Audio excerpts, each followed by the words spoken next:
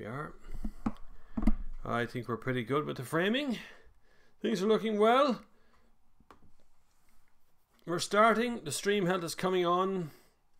And yes, this is the Sunday service, and you are welcome to it. It's a lovely, well, it was actually a lovely sunny Sunday here in Portlaoise. It's not so lovely sunny right now. It's kind of clouding over a little bit, but that's neither here nor there because you're all inside watching this. Well, actually, probably a lot of you are inside watching the Nürburgring 24-hour race, which I have been over the last 24 hours on and off. There's about 32 minutes of it left. There's actually an English commentary channel that's open here on YouTube. I don't know what the hell it's called. I can't even pronounce it. I don't know why they can't just put a simple bloody name on these things so we can just call them out. But I'm watching it here, so we're watching it there. Hi, Annie McAfee, your man. Kyle is here and Alan Thomas is here. And a big shout out to Andy Friel this morning, who again, every Sunday morning, puts a little bit of money into the PayPal account belonging to this channel and keeps it all free. Mo Carey says, will you answer any questions non-car related? I will answer any question you care to ask. I have never turned down a single question on this channel so far, depending on how nasty it goes. Are you going to the Donegal rally? Donegal's a bit far from me. It's about 3.5 hour drive from here. I don't think so, Kyle. I doubt it very much. Hello, Minsk. Good afternoon, Bob Mount Melick. Good man, Mount Melick, only over the way. Craig Knowles, thanks, good to have you here. If anyone's interested still, the Nürburgring is still running on at the moment. 24-hour live race from there, which there's currently 9,278 people watching that. I'm trying to find out who's in first place at the moment. I think it's Adam Christian, goes on forever, driving an AMG. No, he's in fourth. Just flashing by people there. I'm flicking back and forth between the two screens. It's great to have you all in on the Sunday service. It's lovely here. It's kind of clouding over at the moment. Sorry I'm in running gear. I was actually out running this morning. I went running and I came back and then I realised I only had half an hour to go before the Sunday service is on, so I stopped running, but I'm still in my shorts. What do you think of the Mercedes C-Class facelift? Facelifts for me don't really do it. It's like any car companies bringing out the car that they should have brought out in the first place. I'm always more interested in what they've done tech-wise under the car rather than the various little changes under the car. But Mercedes C-Class is nice. E-Class is where it's at for me in the Mercedes lineup. It's a really, really good car. Basically blows everything else away. It's a pretty car as well. C-Class is kind of sportier, but it still doesn't quite know what it is. So it's only getting there. Only ever buy an automatic, by the way, when you're buying those kind of cars. Ben Andrews. Welcome, Ben. Nice. Look, see the way some people have a lovely little icon to represent themselves. That's always important instead of just having a little like chess piece, whatever it is. What's your experience of older Volvos? I've got 2001 Volvo V40 estate with 121,000 miles and still feels very good. Are they pretty bulletproof? That is a good question because basically it depends on how it's been treated in its life. If you treat a car well over its lifetime, if you're the only owner, you buy it in and maybe there was only one owner before you and they were good, you tend to get a car that lasts a long time. There are certain brands that don't quite live up to that. So a lot of older French cars will be treated very badly because they tend to start off reasonably priced, and that means that people buy them as a utilitarian vehicle and tend to drive them into the ground. Volvos, on the other hand, tend to be bought by and this is terribly stereotypical, but architects and doctors and people with a little bit of money, a little bit of style. They want something different. They don't necessarily want to go the BMW, Audi, Mercedes route. So in that respect, Volvos tend to outdo other cars in their longevity because intelligent people buy them and people are willing to spend money to keep them going. So if you're lucky enough to get yourself a 2001 Volvo V40, it's a good car, very pretty looking car as well. I was actually looking the other day at the estate, the V90, was it V90 or something? The big old boxy estate thing, fabulous looking car. Hi Flavin, hope all is well. Good to have you here, Dominic. It's a shame that we don't get Mercedes C250 petrol in the UK or Republic of Ireland. Yeah, I know the petrol cars seem to be very shady here. We're still looking at diesels being the answer to everything, or electric, whatever. I have to do a big shout out to, I was at a party the other night in Sheehy Motors, and it's like a business party thing. There's a video coming out very shortly. I did one last year as well with Rosanna Davison at it. But I met a lovely few people who recognize me from the YouTube channel. But one girl stood out as well, and her name is Leah, and that's her picture right there. And Leah came bounding over to tell me that she watches, and it's great to have female viewers here on the channel, because of course it's not a sexist channel by any means whatsoever. I try to keep cars as cars, not as, you know, female or male type cars as they are. Andy Freel, I gave you a shout out already. Andy's emailing me there as well. Where were we? Will you ever do an in-depth review on a Tesla X? If Tesla would give me a Model X long enough to do an in-depth review, I certainly would. Tesla don't like reviews. Any journalist will tell you that straight off. They don't necessarily give you cars. What they do is they'll give me a car. Possibly if I was going to drive from here to Nice or something in a Model X, they'd give me the car for that, because they know that's going to win. But they don't really want to give you a car for a review unless you're a yes person, unless you're a person who's already convinced that Tesla is the thing. And so look at the people who get Tesla, like fully charged, right? Bobby Llewellyn, he bought a Tesla. And so Tesla are very much on his side and give him whatever he wants. And then you have Marcus Brownlee in the US. He bought a Model S, so he gets a go in the Model 3. So these people who are already have a Tesla way about them are already starting to do that kind of thing for themselves as well. Thank you, Michael Collins, who has just donated some money to our PayPal account. You're much obliged to you, sir. You're very good. But Tesla tend to stick with the people that they know the result is going to be good, and they know that they kind of, you know, oblige them by giving them cars. So there is an element of that goes with it with Tesla. So it's very hard to get a car from Tesla for an actual, proper, honest tear down review. I'd love to do one, yes. Would you need your Tesla X review to be a tiebreaker? No pressure. Would need your Tesla to be a tiebreaker? Yeah, he could do. There's nothing else compares with the Tesla Model X in fairness. I've driven it a handful of times. It's a very cool car. Whether I could live with those doors, how slow they are, how long it takes to open them, and it kind of drives you up the wall after a while, but it's very cool. Tesla infrastructure probably isn't right in Ireland yet, but it's getting there. Thanks. Only had one owner service beforehand. That's the Volvo. Serviced every year, the main dealer religiously. You see, that's the thing. It's not that Volvo is particularly very good at longevity. It's that the people who buy them tend to look after them. And that, if you can get a car like that, just keep it. Keep it. I was actually thinking about selling my own car. I'm the only owner of my car, and then I chickened out because what would I buy? What would I buy? What could I possibly bloody buy? Without getting slagged off the minute I put my hand in my pocket. Eric says, afternoon Bob, what do you think of the big VW you're driving? The Amarok is my favourite Yokohama. The Amarok and the Ranger would be my two favourite sort of commercialised vehicles in that range. The Amarok is gigantic, but they've started to put on reversing cameras and parking sensors and things to make, because the first one I ever reviewed had none of that, and parking it was an adventure. But it's a bloody big car. It's near 2 meters tall. It's nearly 7 something meters long. So it's a big vehicle.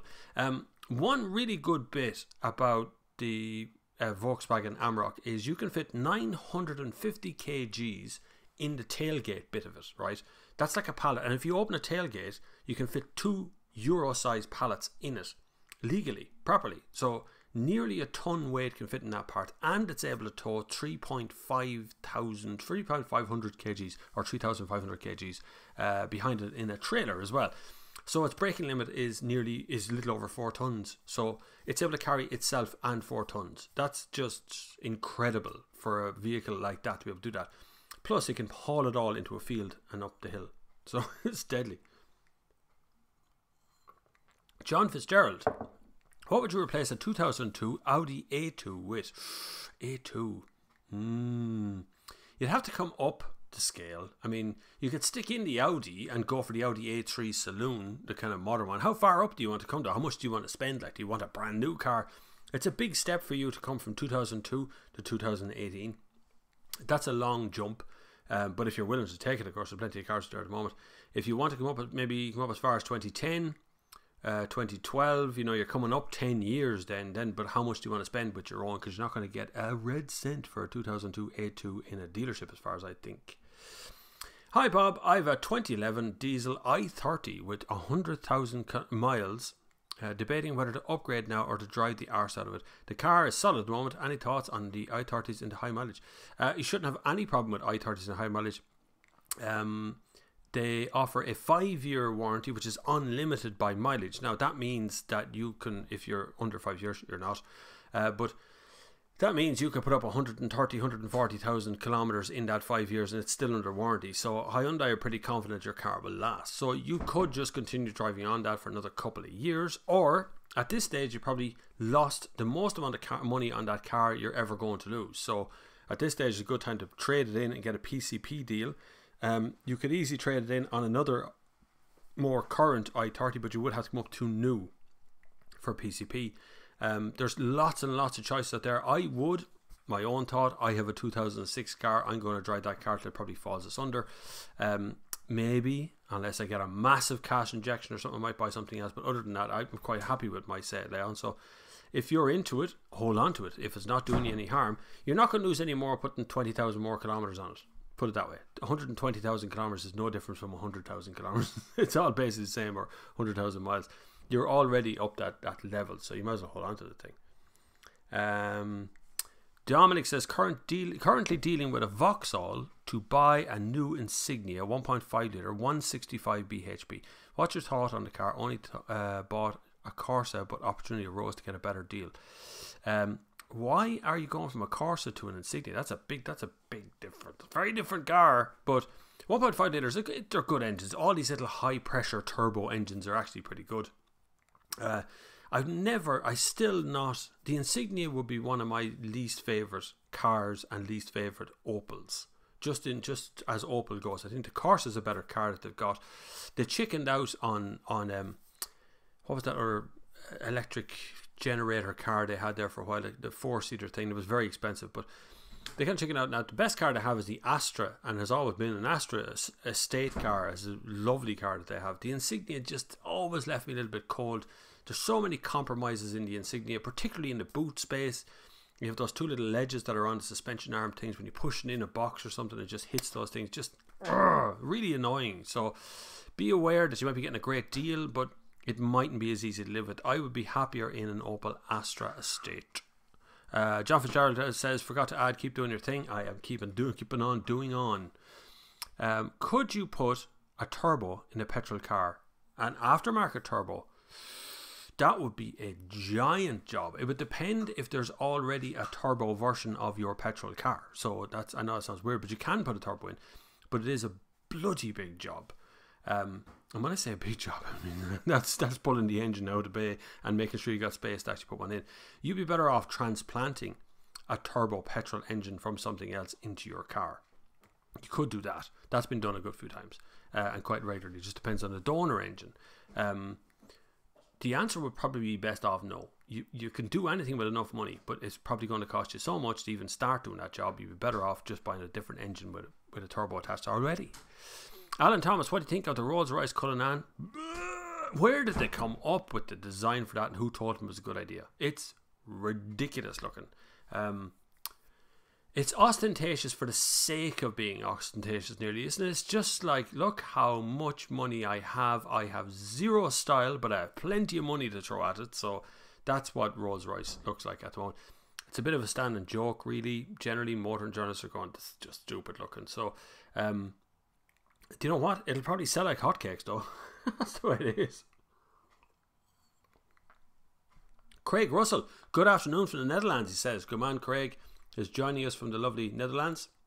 There's 18 minutes left in the Nürburgring 24-hour rally. They're not using a lot of graphics up on the screen, so I can't tell you who's in first place. But that was just a Porsche when zooming by in the fog there, or the rain, or whatever it is that's falling on them at the moment. It's been a long 24 hours around the Nürburgring. In number one position is a Porsche 911 GT3 R. He's had 17 pit stops. He's running for 23 hours and 38 minutes, so he's doing well. He's still in number one position, doing well there. Sorry, just flicking back and forward between the Nürburgring. I've been watching. I want to see who wins that. I think he's going. If he doesn't break down, he'll win. It'd be great. Bobby Boy, how are you, me old mucker? We haven't talked in a while, have we not? Good to see you, T5 Jerry. I never knew anybody called T5 Jerry before, so yay, good to have you.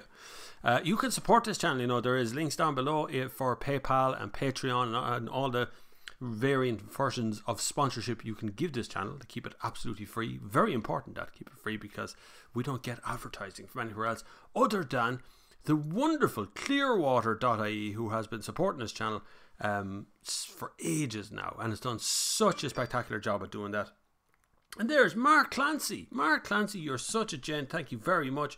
Has just donated a lovely bit of cash to our PayPal account. You're much obliged to you, sir.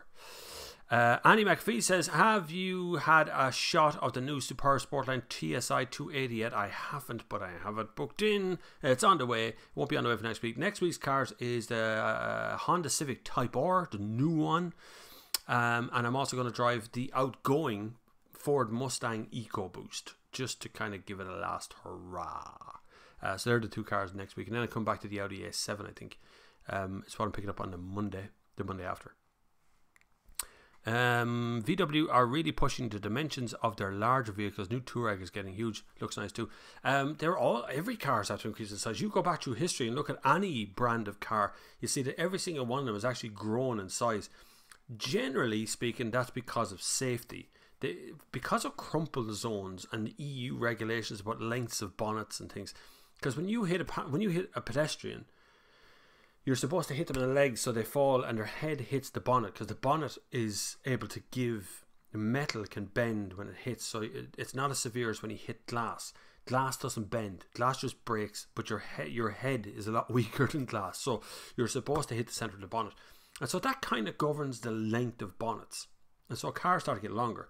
Same for the tailgate, same for the outer edges of the car, so as crumple zones get hit by other cars, supposed to crumple in on top but not come into the cabin, so doors get bigger, everything gets heavier, and so every car's gotten bigger. Volkswagen wouldn't be alone in that one, but certainly the Touareg is a nice, it's a decent sized car these days, in fairness to it, but it was always a fairly big car. George Websdale, good afternoon, Bob. Good man, George. I think I went to school with George many moves ago. It seems like a whole other lifetime, in fairness to it. Gary Drawn, sounds like a plan. Thanks a million. There you go. See, Gary. Dominic's come back with his change. He went from a Corsa to an Insignia, and he says, it's a big change. Long story short, I had a Jag S-Type. Insurance went from £1,800 to £4,400 because of new DVLA emissions. Got the Corsa because it was fun, cheap car, but more of a fan of saloons, emissions and laws, etc. Plus my age, 22. 22 in a Jag S-Type. My God, you're lucky to get it for £1,800 in the first place. But yeah, DVLA rules. I know I was talking to another English motoring journalist mate of mine the other night, and he said the same thing. DVLA is changing all kinds of rules over there to get emissions and stuff as part of kind of insurance and tax. And oh man, it's complicated now. I think really nobody actually wants us to drive anymore. That could be a big issue to go into the future. I'm not sure anybody actually wants us to own a car now. I think they all just want. I think we're all just being prepared to be bombarded with ads. Would be the thing. Self-driving cars. Neil Briscoe pointed out to me the other night, he reckoned that self-driving cars are actually more about transmitting ads into our eyeballs as we drive along, so we've nothing else to watch, nothing else to do, so we end up looking at our devices again.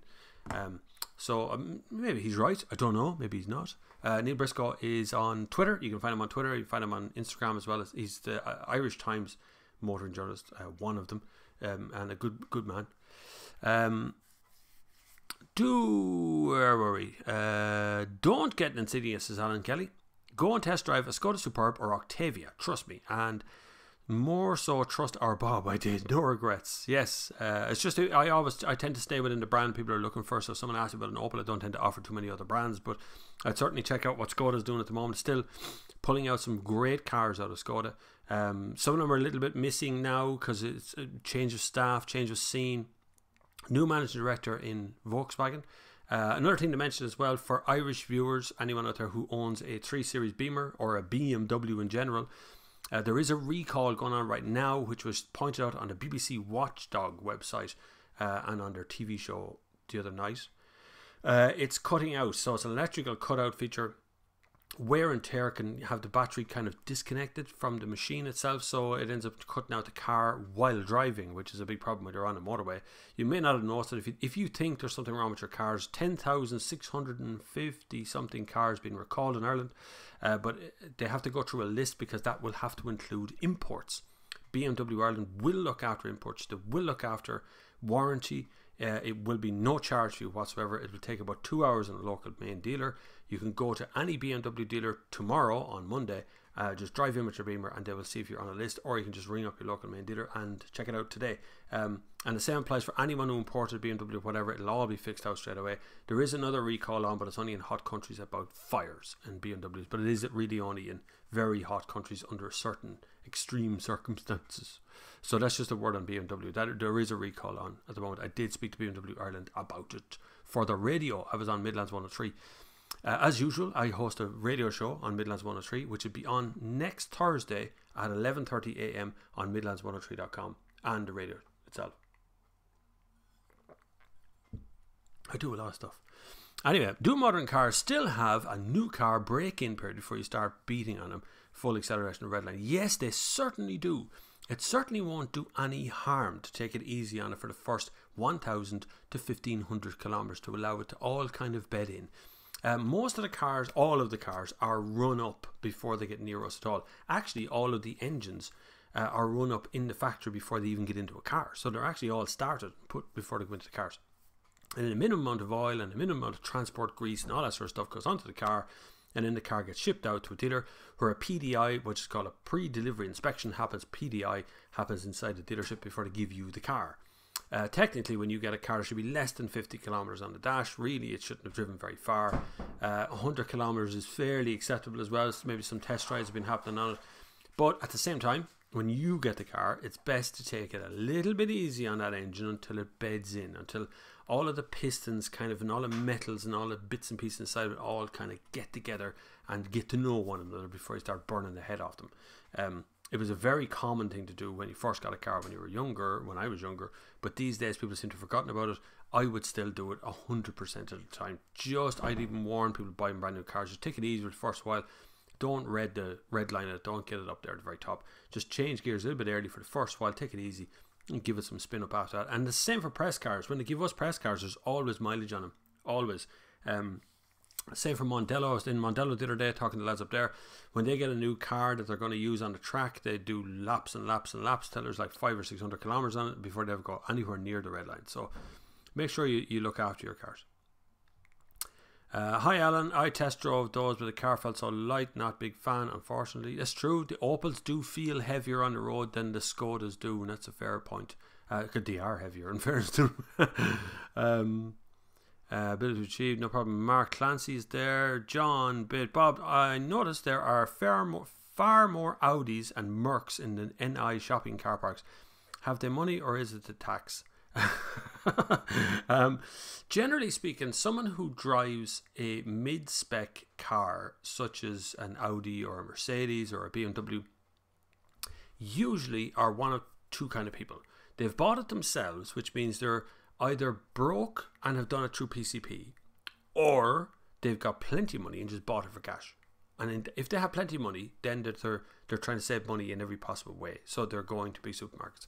I get press cars here. Could be $100 grand press car and I still shop in Aldi, so, or Lidl, or Tesco's or something like that. So fairly standard stuff. So you want to save money, you got to go and do stuff. It's not a sign of wealth anymore to have a BMW and Audi. It's a sign that you're looking after yourself maybe, but it's not a sign of wealth really. A sign of wealth these days is to have a classic car and run it every day. Hi Bob, Kieran Heaven. Hi Kieran, what's the crack, man? You still in Canada? I think you're still in Canada, aren't you? Love the channel, long time no speak. Maybe a mundane topic, but what way do you see petrol prices heading in the short term? Prices flying up at the pumps. Yes. Okay, so my predictions, and this is completely unfounded and unresearched, right? So my predictions is that this coming October, when we have a budget here in Ireland, that taxes will actually rise on diesel and bring the parity price to petrol. Now, there's two ways of looking at that. You can be really nasty and go, let's up the price of petrol now, so by the time the diesel goes up in price, it'll be a much bigger jump to diesel. The alternative is to lower the price of petrol to bring it down to the price of diesel, and then allow companies to claim back VAT on both petrol and diesel. And I think that's probably what's going to happen, more closely to what's going to happen, because we need to have some sort of parity, but there's no point in having parity if it's still only businesses that can claim the VAT back on diesel and you can't claim it on petrol. And the same applies. Toyota Ireland would be one of the main proponents of chasing this, is to get VAT back on petrol, right? Because they're hybrids and they don't have a diesel hybrid anymore. And the same should apply to everybody else. So I think what's really happening is right now we have demand worldwide, supply has been pushed back a little bit, so that's affecting prices. But very shortly you'll see tax will start to affect prices. They really are trying to lube us up and prepare us for diesel going up and petrol coming down in price, and stabilisation of the two of them. Look at Northern Ireland right now. Same in I reported not so long ago, the petrol prices in the UK, petrol and diesel being the same price at pumps. It's the same in Northern Ireland. Now it'll be the same here in Republic of Ireland. That's going to continue. That's not going to stop. I think that's going to continue the way it is. That's what we're getting all into electric stuff. George Websdale, you're a good man. Thank you very much. Eric Rochford, you're also a good man. Thank you very much. All those people who are supporting this channel and keeping the freedom of speech that we've become accustomed to around here by supporting me on PayPal. You can support on PayPal. You can support on Patreon if you want to. There's also Super Chat here in YouTube if you want to click that little dollar sign, if you want to do the conversion or whatever from various currencies. And there's Bitcoin if you want to use that as well, or cryptocurrency. That's also there. Not so very popular these days. It was popular for a little bit. Now it's not so popular anymore. Thanks for the tip, says Dominic. Much appreciate. No problem. Just a tip. Please don't compare Octavia with Insignia. Different segment, class, different size, different suspension, different ride. Yes and no. Octavia doesn't really fit into anything. Octavia is meant to be a 5-door hatch in comparison to the Volkswagen Golf, but it kind of feels bigger in every possible way, but it is lighter, that is for sure. Superb would be the direct competitor for the Insignia, as would Passat from Volkswagen. So they'd be the two to actually compare between the two of them, but you could nearly throw an Octavia State in there somewhere with the Insignia. James Dunn. Right now, I missed somebody there somewhere. Oh, hi. There's Dave O'Byrne. Dave O'Byrne's a good guy. Dave has helped on a number of occasions with the videos on this channel. So Dave is right here. Actually, Dave, we have to talk. I need to make a film. I'll come back to that in a while. We need to hook up and make a film. Bob, do you think it's better to buy, for the same money, decent Octavia or a base Superb? I would go with a decent Octavia because it would suit my lifestyle. Superb is a big car, right? But it's bigger because it's longer, so the back seat and the boot get more space than the Octavia. But passenger-wise, you're not going to fit any more passengers in it. It's still 5 seats. So unless you actually want to sit in the back, or you want to have that extra legroom, or you just want a bigger booted car, then the one to go for is the Octavia Estate, because it's a little bit sportier, a little bit more fun, a little bit more interesting of a drive. It handles pretty well as well. So I'd go Octavia Estate, but Superb Estate is by far, that's like a van. It's like a huge big van, very comfortable. Buy a DSG one and with active cruise control, and you won't have to worry about it forever. Jim the bus driver checking in. There's Jim the bus driver, good man. Jim listens to us on a Sunday while driving the bus. Listens to us, by the way, but now he's watching today. So hi Bob, I'd like to review on the new Swift Sport. Good car, that Swift Sport. I think that's going to be a really, really, really good car to drive. I'll be getting a full test drive of that in a few weeks time. Can't remember when, but it was really good in Mondale. I had such crack. I was racing Ken, the race director up there. We were racing off air. We were racing it'll be good. I'll be back to racing again, Ken. You bet me by that much. Hi Bob, let's review the new Swift Sport. Looks like a good little car, but I think it's biased on the UK price tag. It appears to be that it's going to be an expensive yoke. That's the problem. It's always the problem with Suzuki. Suzuki put a lot of stuff in the car. This has been a problem for years, so it makes a Suzuki Swift look really expensive versus its current the other brands of cars are out there. But actually they put so much stuff in the car that really just pushes the price up. It is going to be expensive for sure. It's definitely going to be a little hot hatch, but God, it's such a good little car. Really good little car. Let's just check in on the Nürburgring. We got 4 minutes left. 4 minutes of the Nürburgring. Currently in fourth is Adam Crystal Mercedes-Benz. The Porsche looks like it's still leading out in front. We are, yes it is. It's a Porsche 911 GT3R. He's at 18 pits. He's out of the pits now. He's back out. He's still in first though, so we're doing well. He's doing all right. Diesel is still cheaper than petrol in Northern Ireland. It used to be the other way around.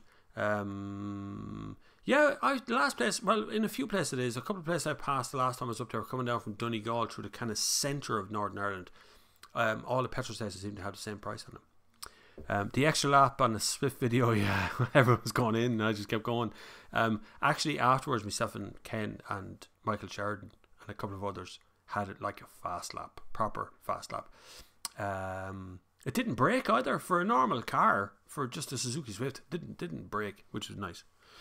Bob, did you know that disabled drivers can't buy a car via PCP anymore, as the revenue have classed it as leasing and now have to buy via hire purchase again? I think revenue has gone a bit over TT, over the top. Why wouldn't... there must be some reasoning behind that. There must be some... I know disabled drivers do get a grant towards the car to convert normal cars into a disabled driver cars, or, you know, whether you want hand controls or whatever way it wants to be controlled. So there is a certain amount of tax incentives for disabled drivers, but I wouldn't see why PCP would make a difference to that, because that's a personal contract plan between you and a bank, or you and whoever, to get that car. So I don't know why that would be. Seems a bit take, but then they tend to be over the top about all sorts of stuff.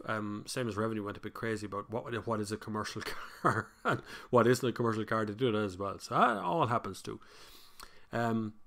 Octavia has no multi-link suspension as Superb. It makes a huge difference on the road. It does, just because multi-link suspension does make a difference when you're driving. Yeah, it does feel that way, but just depends on what you're into, I suppose. Tony, yes, hi Bob. What do you think of the new Golf GTI petrol as compared with the Golf E as long-term purchase? E-Golf is the electric car, all electric. There's the Golf GTE, which is the petrol hybrid car, and then there's the Golf GTI, which is totally petrol. GTI is the most fun. GTE is the best mix of fun and frugal economy, and you know, if you're going to be using it as a commuting car every day.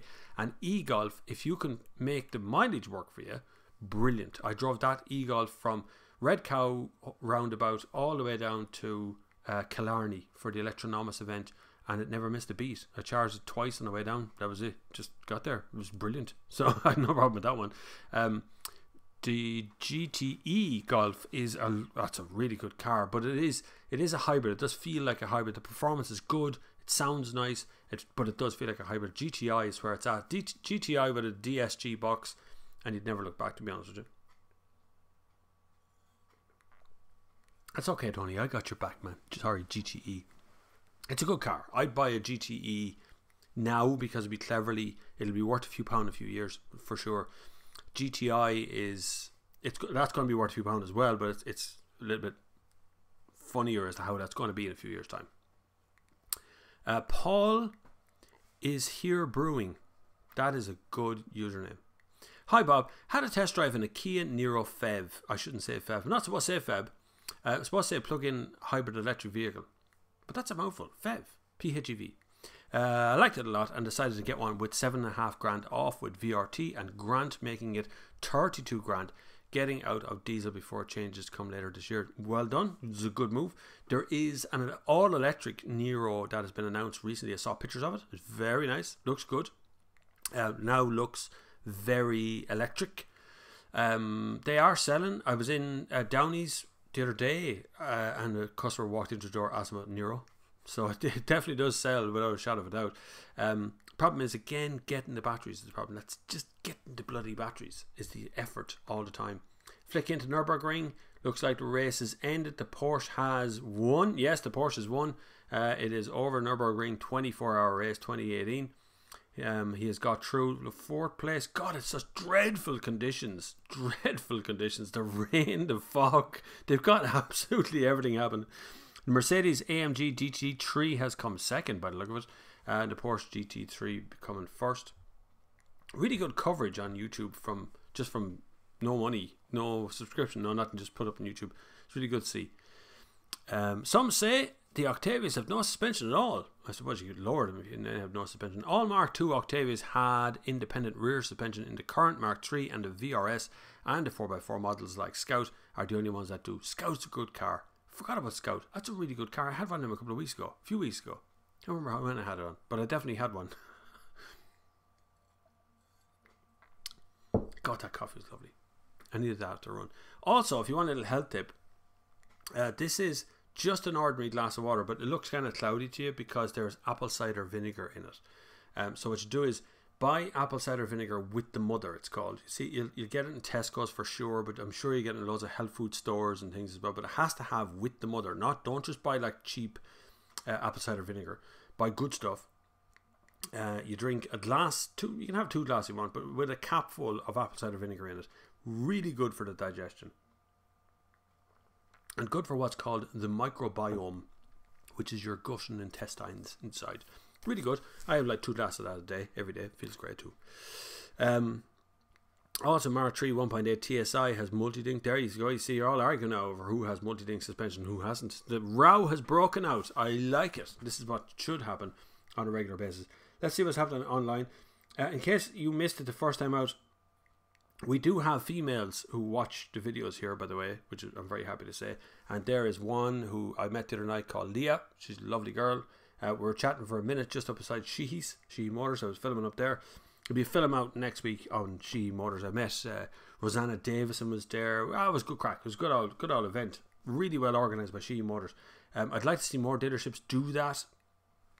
What they do is, anyone who knows Sheehy Motors and Ace is like 4 dealerships all the time beside each other. There's Volkswagen, Skoda, Audi, big frontage. And what they do is they host a business night, and all of the businesses of the community can take a stand inside there and like network and get together. And it's good for Sheehy's because people are in there looking at their cars. It's good for Volkswagen, it's good for Skoda, it's good for Seat, good for Audi, good for all the group that's in there.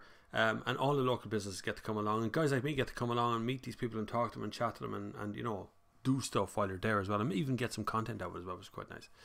Hi Bob, when are you going to test a new A-Class? It's not even in Ireland yet, A-Class. There is an event I saw the other day. I'm invited to the launch of it here in Ireland sometime in June. It's next month sometime. Or is that next month? What month is it? May. Yeah, well, I think it's next month when the launch on. So as soon as I get a spin in it, and now Mercedes don't tend to bring too many cars to Ireland, so I might not get a spin in it on my own. But as soon as I get a spin in it, I'll make a video from it for sure. It's Mike Misk. Why are a lot of brands having models so close to each other? A VW Polo almost a Golf, an X2 is almost an X1. Want to steal sales from each other? Yes, kind of, and no. So the problem was there used to be no real connection between each of the models, and actually different design companies actually designed the different models. So what happened was BMW 3 Series, the group who designed that, did not design the 5 Series. And so the cars used to look dramatically different. So when you looked at a 3 Series, it didn't really look like a 5 Series, and a 5 Series didn't really look like a 7 Series. And if you go back through the history, that's just BMW now. But you can do that with any brand pretty much. The brand face is something that's relatively new, and that kind of brand idea that, you know, Kia had, where they have the tiger nose, and then all of a sudden all Kias had a tiger nose, and now it's morphed into something a little bit different, but it was along the same lines. So what happens is they want to make sure that if you're, whatever entry point you have to the brand, it's an entry point. It's a real marketing speak, codology, right? It's surprising delight and all that shite that marketing people go on about. But the entry point for the brand is where you join Audi. So you go and you buy yourself an Audi A2 or an A3. Now, where can they take you from there? Where's your next logical move from an Audi A3? Will you desert the brand for a different car, or will you go on to an Audi A4, A5, A6, or will you move into the Q range, or how will it work?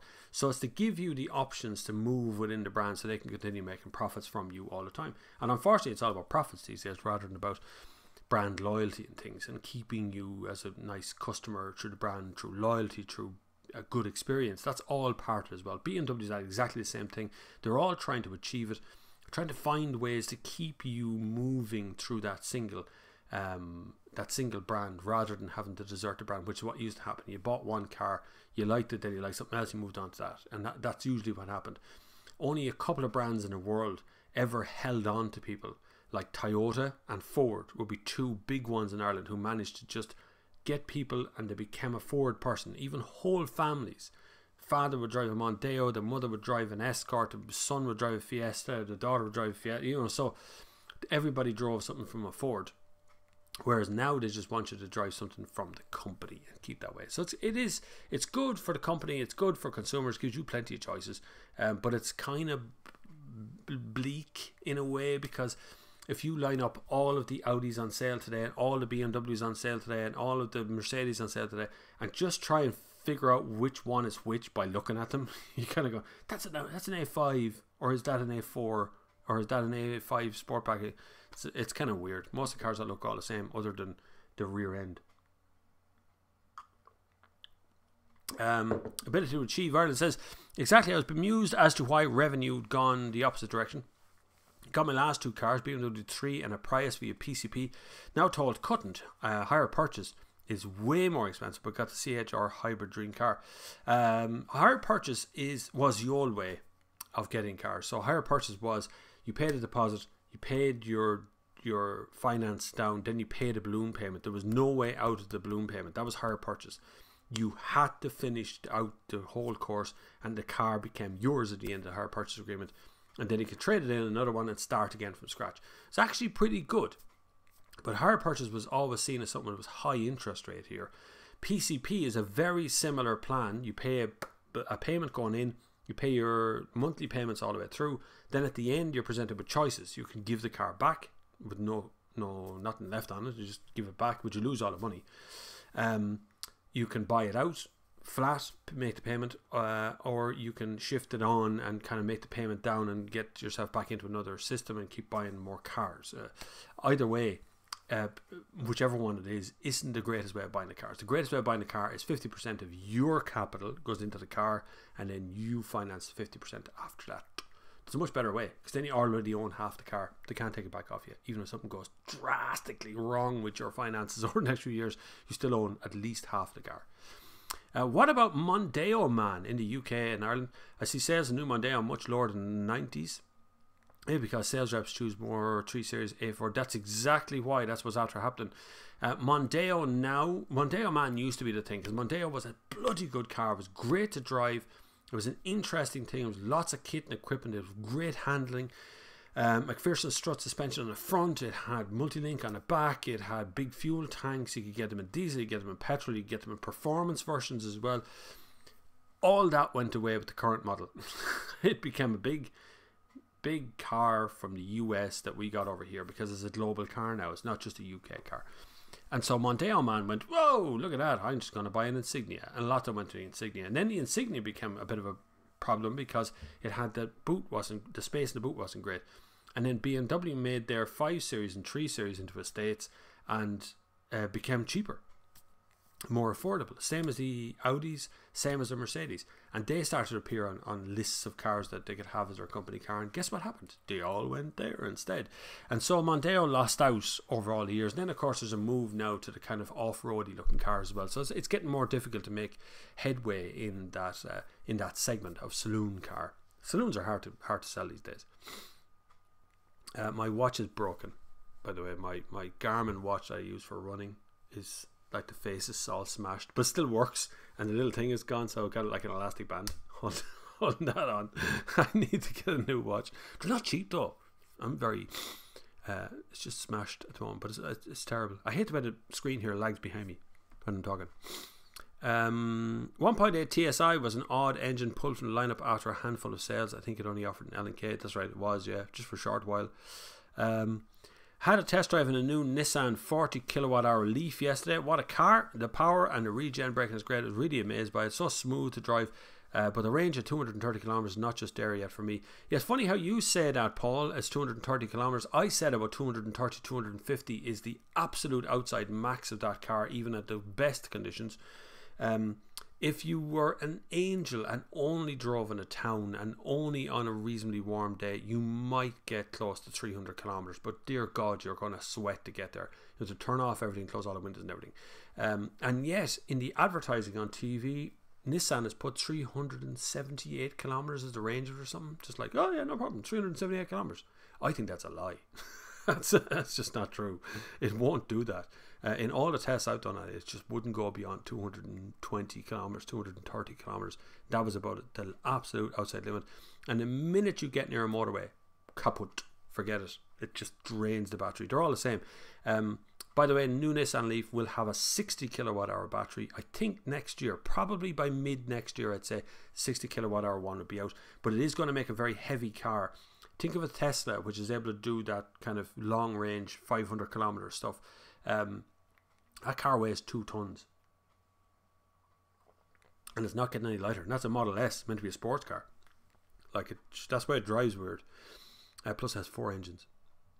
I don't know how it is in the UK and Ireland, but in Poland, 1.8 TSI 180 PS is a standard engine in all versions, and only this engine and VRS, there's a multi-link suspension. There you go. Now Poland has a 1.8 TSI, so you want a good 1.8 TSI, you may go to Poland and find it. Arvind N says, good evening Bob, how is the weather in the new part of the world? It's right now, it's grey and cloudy, but it was beautiful sunshine this morning. I went for a 10k run this morning and got a bit of sunburn. I look very brown actually. I gotta stop. I gotta put more sun cream on and go running. UK had it during the Mark II, and it was a short time in PFL. Actually, Alvin, where are you? If you're not in Ireland, UK had it in Mark II, and for a short time in PFL. Mark III not available in all models. Oddly, weird thing is, as it was a real contender against the 2-litre TDI in VRS, smooth and powerful and eco. Yeah, I prefer petrols. If I'm going to go RS, I prefer the petrol one always. True or 50%? Thanks, Bob. Mark Clancy. Come on, Mark. Yeah, 50%. Generally speaking, if you're thinking about buying a car today, if you can achieve 50% of the price of the car in cash or in trade-ins plus cash, then finance the other 50%. Finance companies can't really repossess a vehicle when you've paid more than 50% of its value, right? So once you're at that, I find it very difficult to get through court when you've paid for more than half of the car. So because it's not worth it. It's just not worth it for them to try and get the car back and pay you back your 50%. Now there's a lot of stuff goes on there. So be aware, finance is not the be all and end all of buying a car. Sometimes you gotta just buy a car for cash. Sometimes you gotta bite the bullet and buy the cheapest thing you can find, like a €500 piece of crap that'll get you through the next 12 months. We all have been there.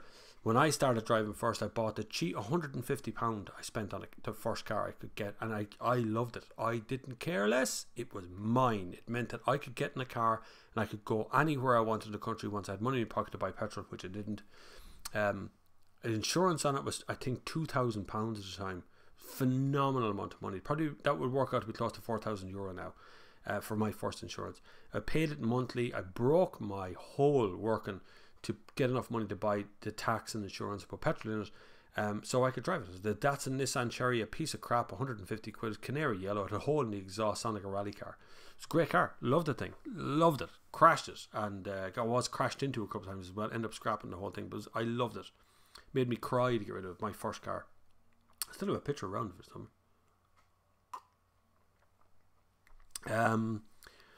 The dealer said closer to the end of 2019 for 60 kilowatt. Yeah, I don't think so. They could do a 60 kilowatt now, I reckon. I found the driving position really awkward in it. I just couldn't get comfortable. The seat was down as low as it could possibly go, and I still couldn't find a position where my legs and arms could reach the steering wheel without kind of stretching myself. And if I pumped up the seat at all, I'd hit the roof straight away. So I found it very hard to find a good position to sit in a Leaf. With 60 kilowatt hour battery, I don't know where they're going to put those batteries. It's already full of batteries. Bob, did you know the PSP payment depends directly on depreciation of the car? So the A4 can be cheaper than the Talisman with PCP. Maybe that's why the Mondeo Insignia started to disappear from the motorways. Yeah, that's true. That is true. It can be cheaper to. It depends on how it depreciates. It depends on how fast the car tends to depreciate over time as to how the payments work out. It's a weird system. I'm not too sure even the financial groups even understand how it works. It is a weird thing, but I just always try and avoid, wherever possible, if you can avoid finance your car, you should do so.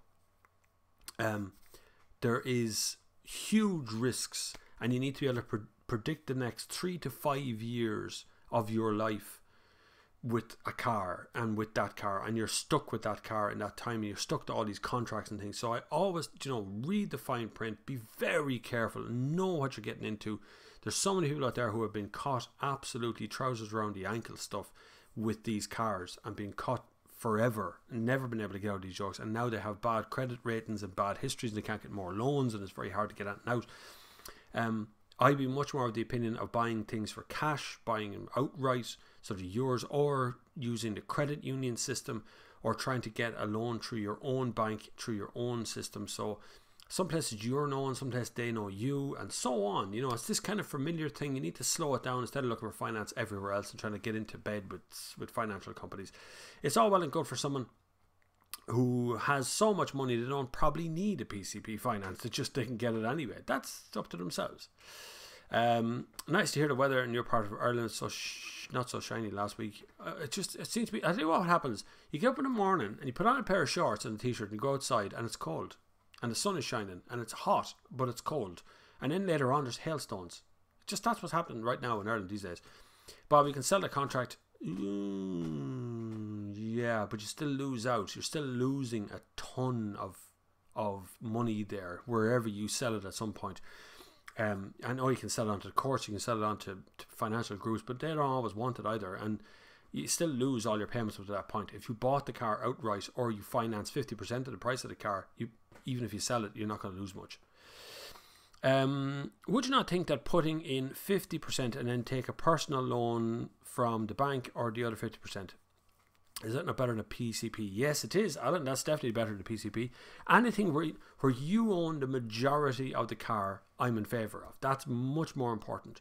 The majority should be yours, not the minority. Because right now with PCP, you pay a balloon payment up front, but it's very small. And then you pay these little tiny payments over the lifetime of the 3 years. And then at the end, you pay this big balloon payment that pays the balance off.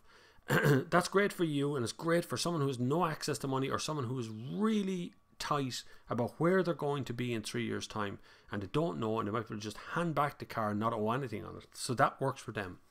But if you're in a position where you're going to go out and buy a car today, and you're going to keep it for a long time, get 50% of the price of the car together yourself. Wait, have patience. The world's not going to end because you don't buy a car in June this year.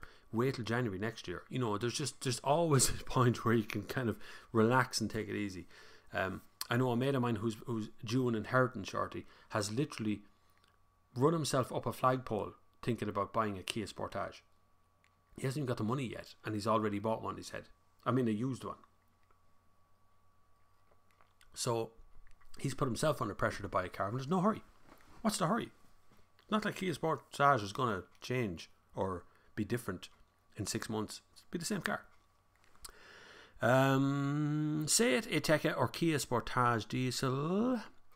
I would suggest the Kia Sportage is a bigger car for a start. It just feels bigger, it feels like a bigger car inside, bigger boot.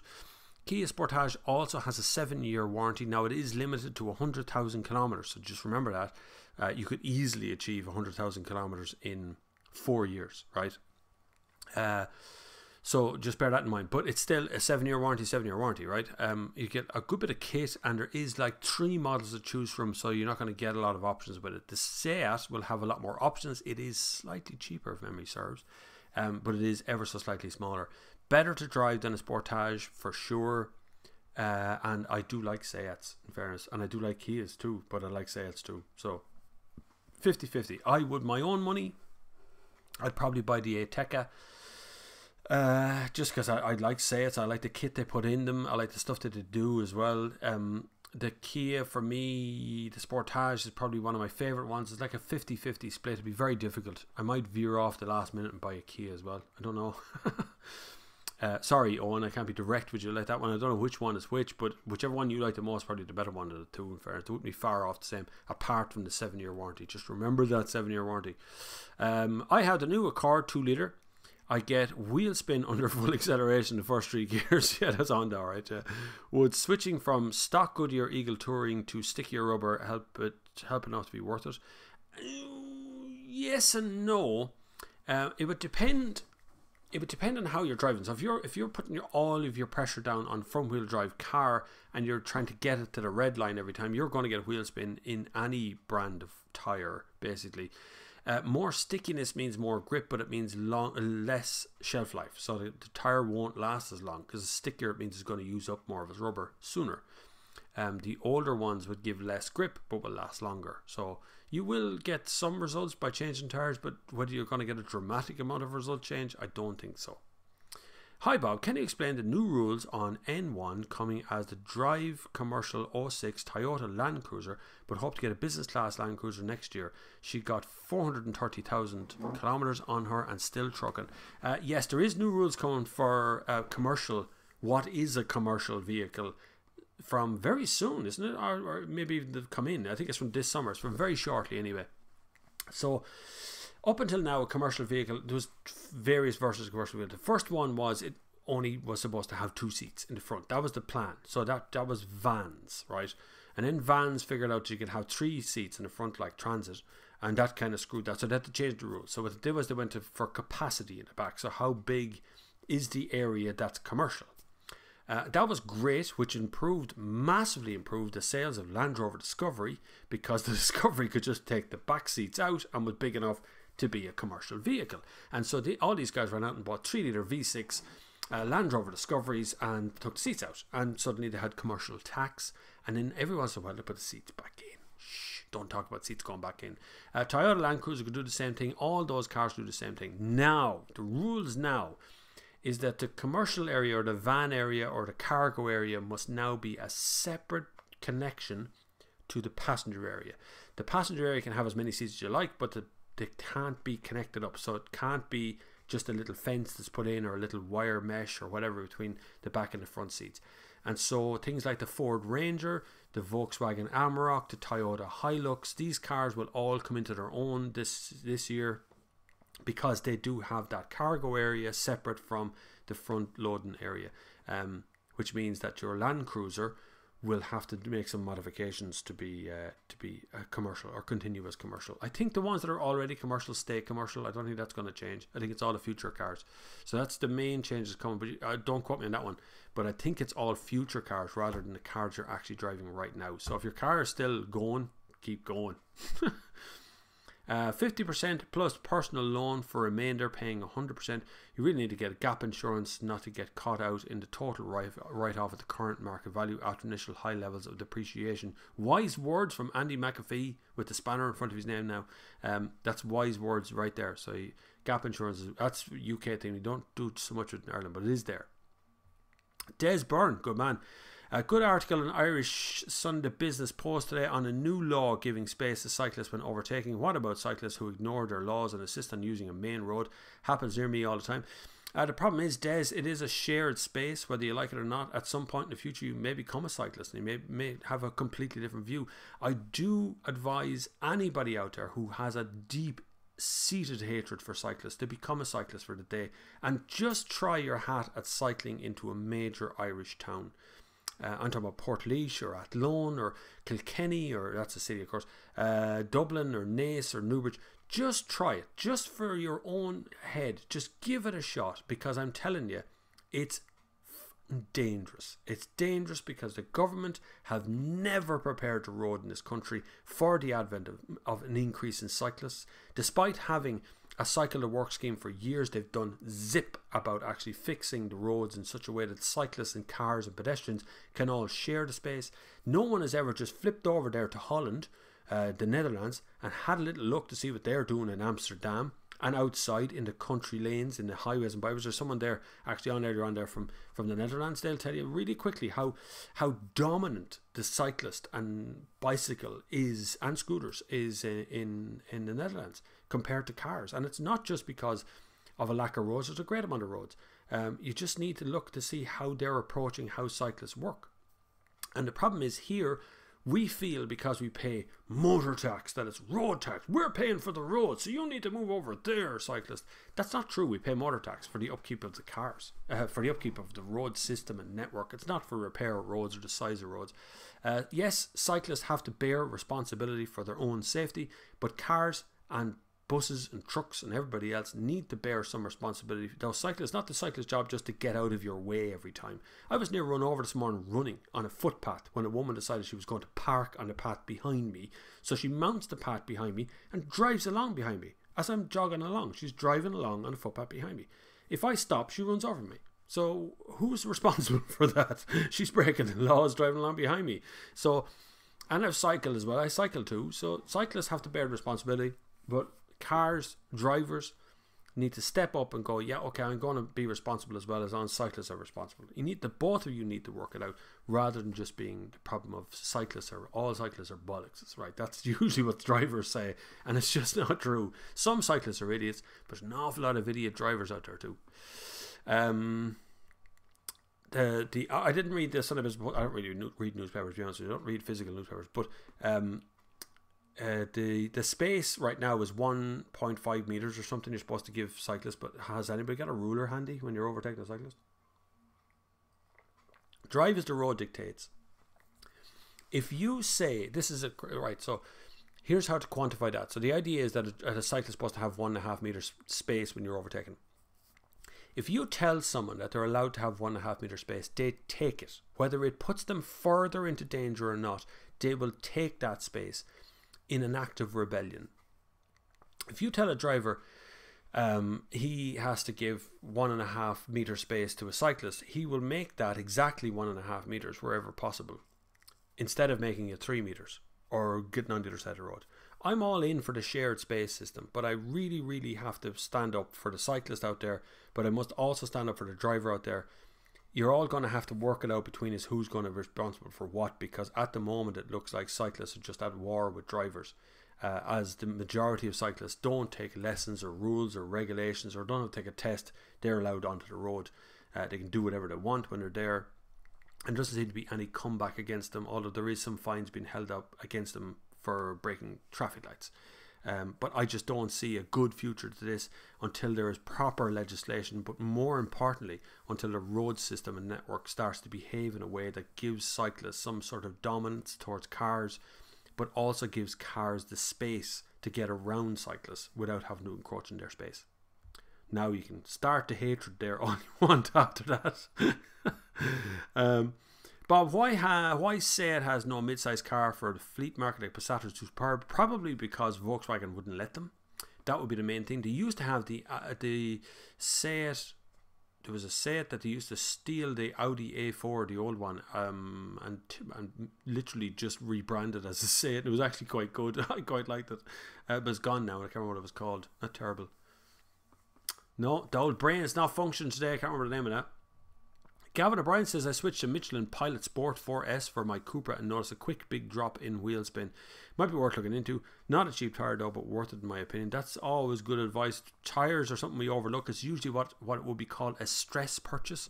So when the tyre starts to wear out, we think we should buy one. That's what a stress purchase is. Rather than something we actually go out and look at and go, look at that, the tyre's starting to wear out, maybe I should think about changing them. We don't think like that. We just wait until somebody goes, the tyre trap minimum thing is going bump, bump, bump. You should definitely change them. But tyres are a massive investment, massive. Try and look after them the best you can. Always try and buy the best thing you can, within reason, the best thing you can.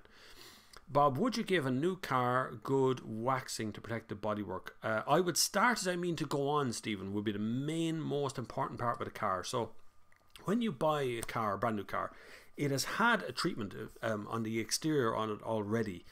And it's put on by the car company. That treatment is taken off during the PDI, so it gets an actual polish down, a full polish. Now, the quality of that polishing or the quality of what the products being used would be mid-range, mid to low range even at that stage, because they're always trying to save a bit of money. So what I would do is now a good brand I know, and I'm not sponsored by these whatsoever, they've never been in contact with me, would be Maguire's. Meguires, I think it is. You get them in Halfords. I've used it for a good few years. The other one would be Autoglim. That is a UK company. I've used them decades. Autoglim. I've often used that the white polish. It's very cakey though. On black surface, it tends to leave a little residue of white everywhere. But I certainly would, definitely, when you buy a brand new car, I would give it a good polish out, complete polish from head to toe. Not any treatments necessarily, but I would definitely put a good coating of polish on, and polish it regularly the first few weeks, just to keep it as you mean to go on. Don't use any sort of cutting polish. Don't use T-cut or any of that sort of stuff on a car straight off, because it needs to be starting to fade before you start using that. But if you're going to start washing and waxing the car yourself, definitely make that a weekly thing. Do it every Sunday. You know, it's a beautiful thing to go out and spend 2 hours just polishing your car down from start to finish. And there's a sense of pride that goes with it then. You know, you have this beautiful shiny car, get some tyre wax, get some alloy wheel polish, and really spend a bit of time doing it every Sunday, and just make it part of your life. And it becomes something that becomes addictive after a while. I haven't done it in so long now, but it's just because I press cars all the bleed. I'm always filming something or doing something on a Sunday as well. This, which is the other part, so I often do this as well. But definitely give it some sort of wax or clean up or something after you've gotten it. Sorry, my nose is really itchy today. Something to do with hay fever, I think. I don't really get hay fever, but I do this year for some reason. The Toledo is not the equivalent of Passat Superb. No, Toledo was smaller, wasn't it? I thought Toledo was smaller. Rapid or Octavia is comparable. Rapid is pretty small, right, yeah. I like the Rapid. Come on, everyone, give Bob the thumbs up. Good, lads. Yeah, thumbs up. I forget about thumbs up because I can't see it on this news screen because I use OBS now. And OBS allows you to be able to start again from scratch, even if you can watch this back live in rewind. So you can rewind and fast forward and pause me. Should you need to go to the toilet or, you know, make a cup of tea or something, you can pause me and go and make a cup of tea and come back and just press play again. See, I'm always thinking of something. And that is thanks to the people who support this channel regularly. The people who support this channel even just today, like, have thrown in money. And they're always worth a shout out, all the boys, especially Andy Friel, who does it every single Sunday, fires money at me, which is absolutely brilliant. I'd love to have you all on board with that kind of thing. What that money goes to do is to keep this channel free of any car company being able to sponsor it or give out to me or something. It just gives me free reign, being one of the only places in the entire of Ireland that reviews cars that hasn't got any car ads on it.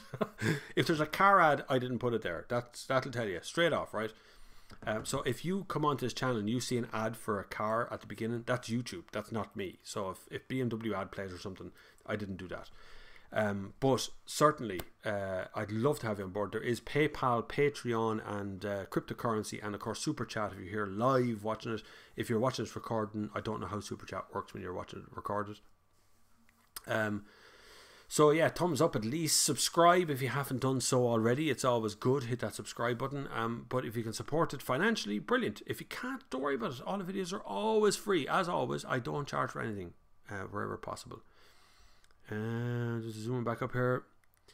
Stephen, I did recommend some products for you, Stephen, didn't I? Which was the Maguires was one of them. There's a whole range of stuff with that. I actually seen a guy at a car show once upon a time polishing the bonnet of a car, and then he set fire to it. He poured petrol on it and set fire to it. I thought it was the most dangerous thing I'd ever seen in my life. But it went out and there was no damage to the paintwork. I don't know what the hell that was. I never got to find out what it was. I just backed away because it's a petrol car. It was a Mustang, a V8 Mustang with a petrol engine 2 inches below that fire. So I just walked away. Some government body in London did a video to put HGV drivers on bikes and put cyclists in the cabs of HGV to see if you see each other's perspective. Did seem to open each other's eyes a bit, it's true. But I strongly advise you, if you're het up or in the brain you're gone a bit mad about cyclists and they're all bastards on the road and they're always cycling out in front of me, I guarantee you, get a bicycle and try and cycle in a major urban area in any town in Ireland, and you will see that we have a disastrous level of politician help in this country. The advice that comes in, the unfitness of practice for politicians in this country about making any sort of headway or any sort of legislation to cover how cyclists behave on the road or how the roadworks work around cyclists. It is an absolute disaster zone, and there's zero enforcement of anything, and they're all useless at it. But it will open your eyes when you cycle for the first time. I remember doing it here in Portlaoise. My kids, 2 kids, 9 and 8, wanted to cycle up to town, to cycle around the town, and I went the day before to have a cycle around the town, and I got so scared cycling around just by myself that I wouldn't bring the kids up. And you're not supposed to cycle on a footpath or anything. So what do you do with kids? What do you do with little kids when there's no cycle lane and you can't cycle on a footpath? Just get them run down. It just makes no sense. In the Netherlands, cyclists from Annie McAfee, cyclists have very big rights on the roads. When I lived there, I had the liability insurance separate the car and bike insurances regardless of what happens to the driver is liable. This is true. This is why. And you'll often find even little tiny country lanes in the Netherlands, more than half the road is a cycle lane, then the rest of the road is a car lane. So if you meet a bicycle while you're driving in the Netherlands, the bicycle has the right of way. That is the end of it. There isn't another version of this. There's no kind of way around that rule. The cyclist has the right of way, and that's it. So it works, though. It works. It really works. The amount of people who cycle in the Netherlands versus the amount of people who cycle in Ireland, of a country that isn't all that different in its attitude towards things, you find that it's such a different place here to be cycling around. Andy, Toledo is based on a Golf, so it's equivalent of a Jetta. Now, there you go. See, we all know our stuff. So Toledo, Toledo was, I like Toledo. Whatever happened to that car? How come that's gone? But there's another one. There was the old Audi A4 and was sold as a Seat something or other. And I can't remember what it was called now. I think I did a review of that. It's a really good car. This can mean financially supporting the person with the rest of their natural life if disabled. Oh yeah, this is the Netherlands. Yeah, the Netherlands is very, very severe on their penalties when you have done something on a cyclist. It is fairly serious now. I don't really see the message of Seat, and I'm surprised that Seat didn't bankrupt yet. Well, they won't bankrupt because Volkswagen. Volkswagen's not going to let them go out of business. Volkswagen is the big boss, though. I know that from talking to people in Seat, totally off the record. I can't say who taught me this, but I know for sure after talking to people who work for the Seat group, at Seat are given free rein to make a car up to a point. Then comes the guys who will fly down from Volkswagen and go, no, you can't do that, you can't do this, you can't do this, you can't do that, you can't have that option, you can't have something else, and that's the car that gets released. And so sometimes some of the car I drive overseas will not be the car that actually gets released, because Volkswagen come in and go, no, you can't do all that. It drives better than a Golf. That's what happens. Or it drives better than a Skoda Octavia, whatever. And so they take it away from them. So it's unfortunate, but that's why Seat is. Seat have now debranded Seat from Cupra. So Cupra is now its own brand, which we'll see. Time will tell whether that's a good move or not. I don't know. Seat Exio, that is correct. That is the old Audi A4. The Seat Exio is gone now, but it was great. I thought it was a good little car. Then I liked the old A4 as well. Very tight in the back seat, but the rest was good. Do you think that cyclists hate automobilists? It's somewhat the same case here in India. Cyclists feel that a car's try to knock them while they cycle in the middle of the road. Yes. If someone is generally just a cyclist and that's all they like doing, they generally hate car drivers. Someone who drives hates cyclists.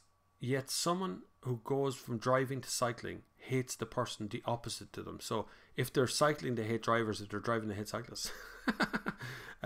It's just a matter of sharing the space. It really is. We've got to learn that we need to share the space, that your journey is not more important than my journey, and the tailgating me is not going to make me drive any faster.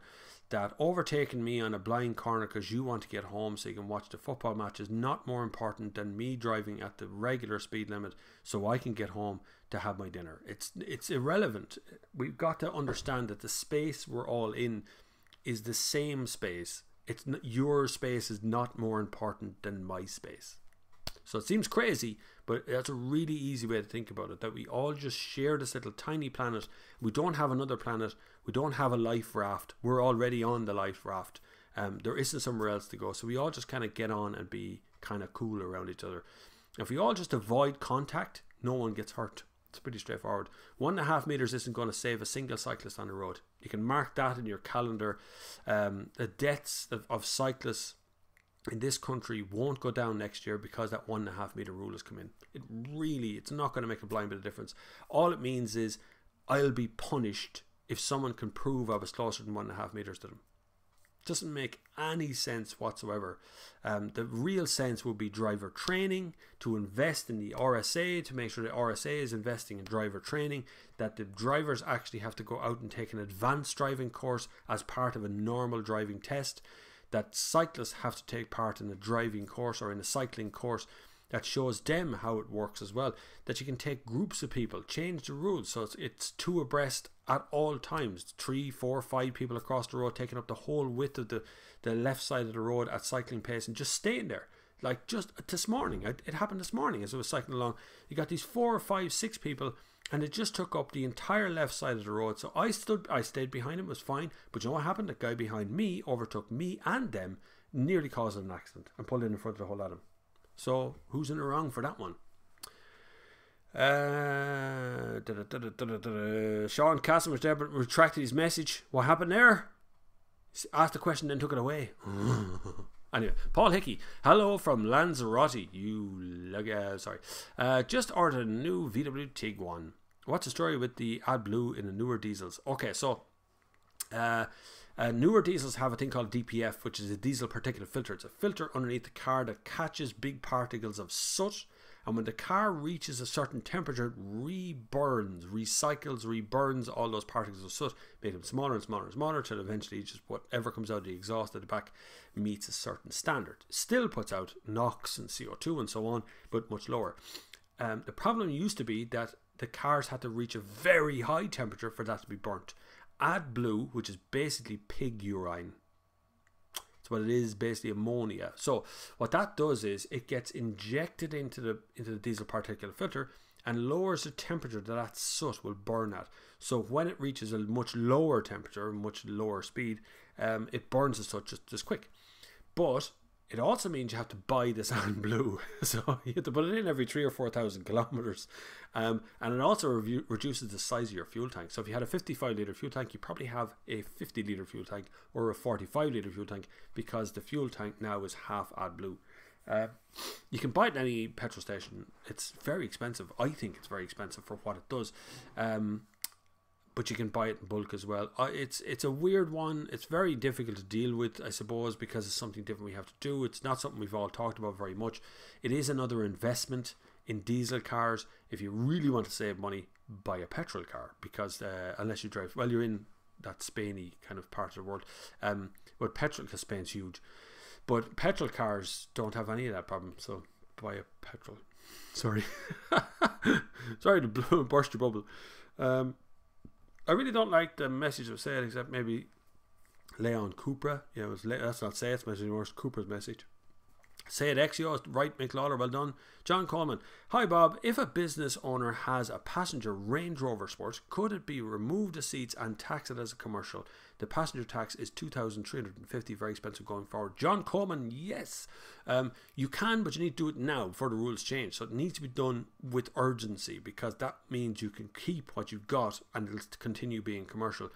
The commercial tax is changing from whenever I think maybe it's the next budget, but it's very soon it's going to be changed. So any brand new commercial car you have to buy will have to have a separate van area from the passenger area, so you won't be able to have the two joined up, much like the Volkswagen Amarok or the Ford Range or whatever, where you've got a passenger compartment, you've got a luggage compartment, and the two of them are totally separate. That will be the only commercial version going forward.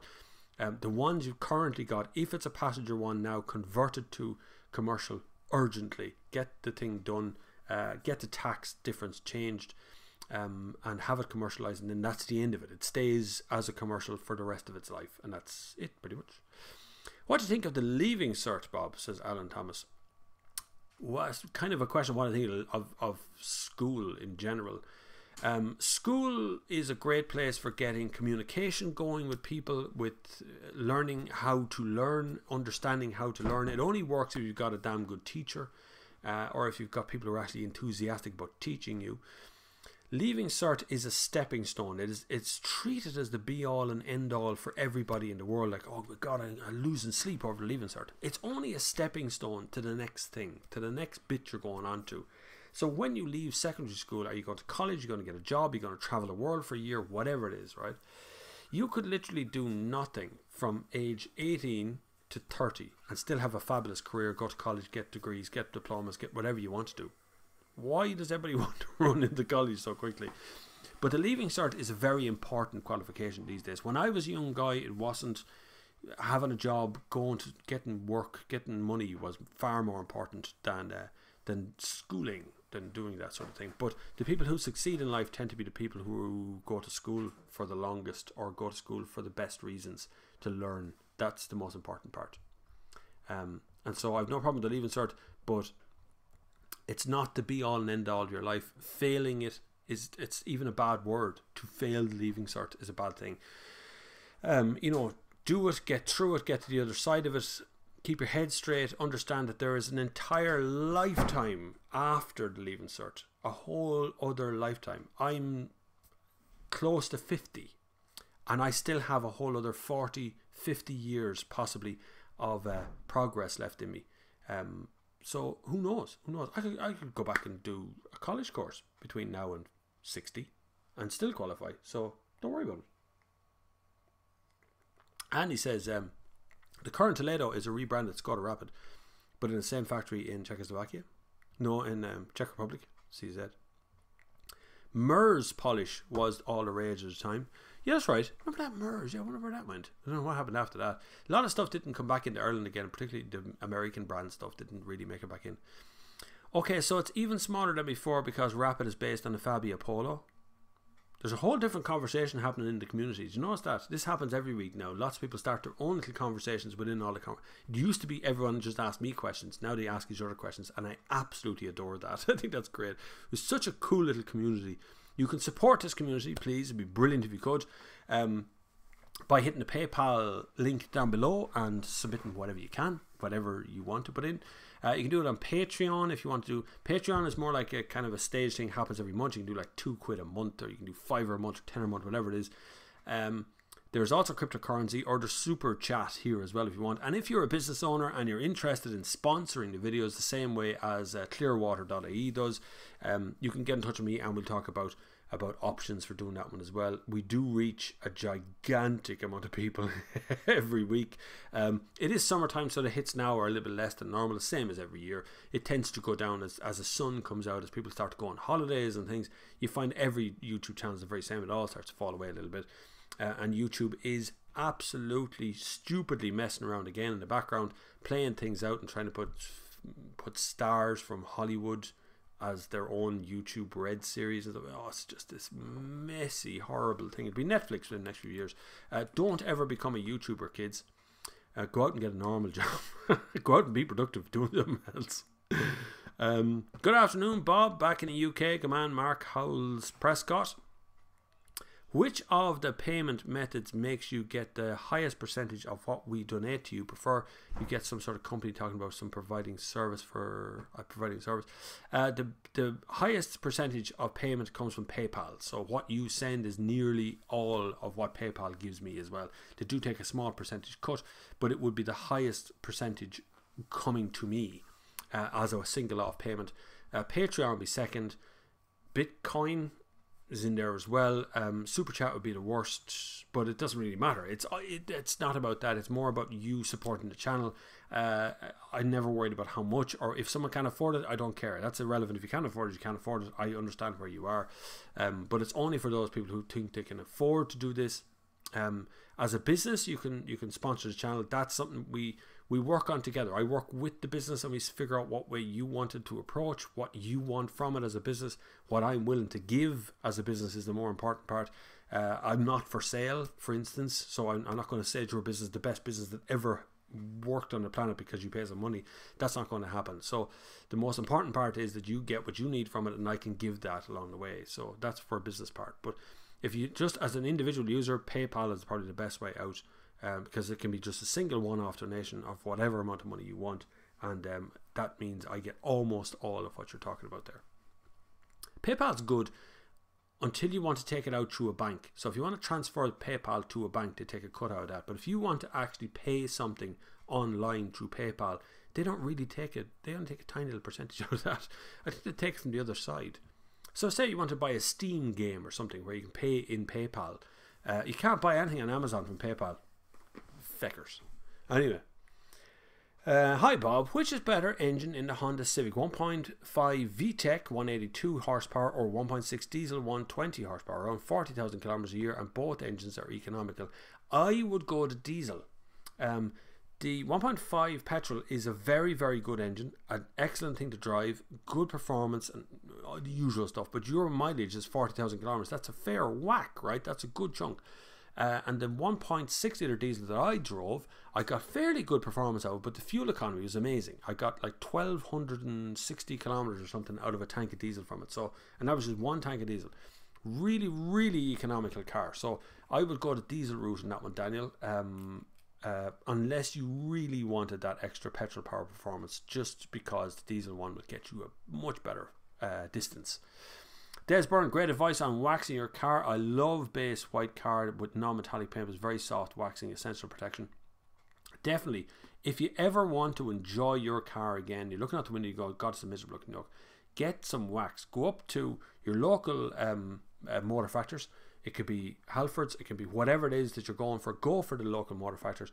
Browse along, understand what you're looking for. You want polish. If you want polish, you want shine, you want polish. If you want to have a shine that lasts a good long time, you want wax polish. If you've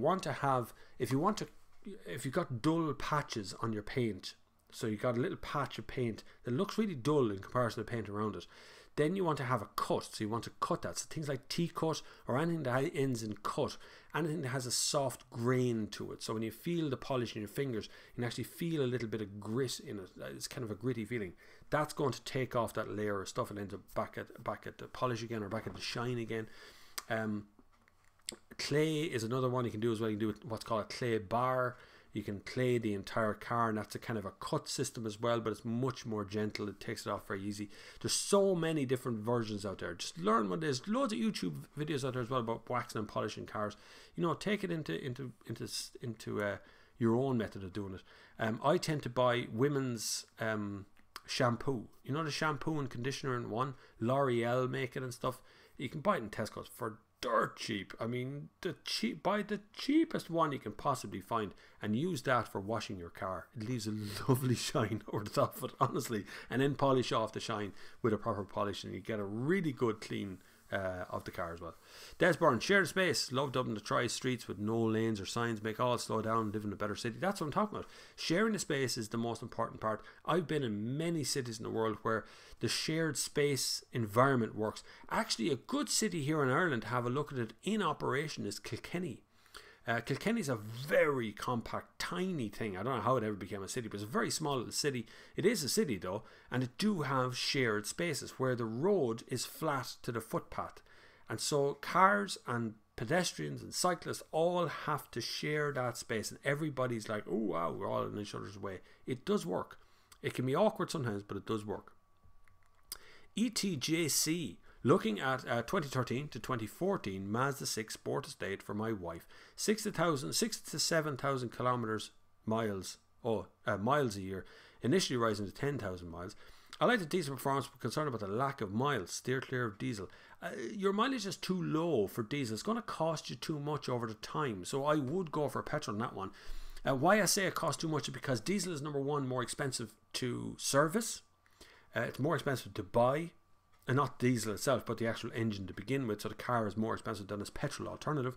And then you have kind of offset costs like AdBlue or any of these other kind of additives that have to be added to the diesel. And then when it comes to service, it has to be done much more regularly. If it breaks down, it tends to be a lot more expensive to fix the thing, especially because of your low mileage. So what I would say to you is you could go for the same car, but look for the 2-litre petrol version of it, and you'd end up with the same car and much better fuel economy from it, because you're only doing 10,000 miles a year. 10,000 miles is like 15,000 kilometers. It's very low.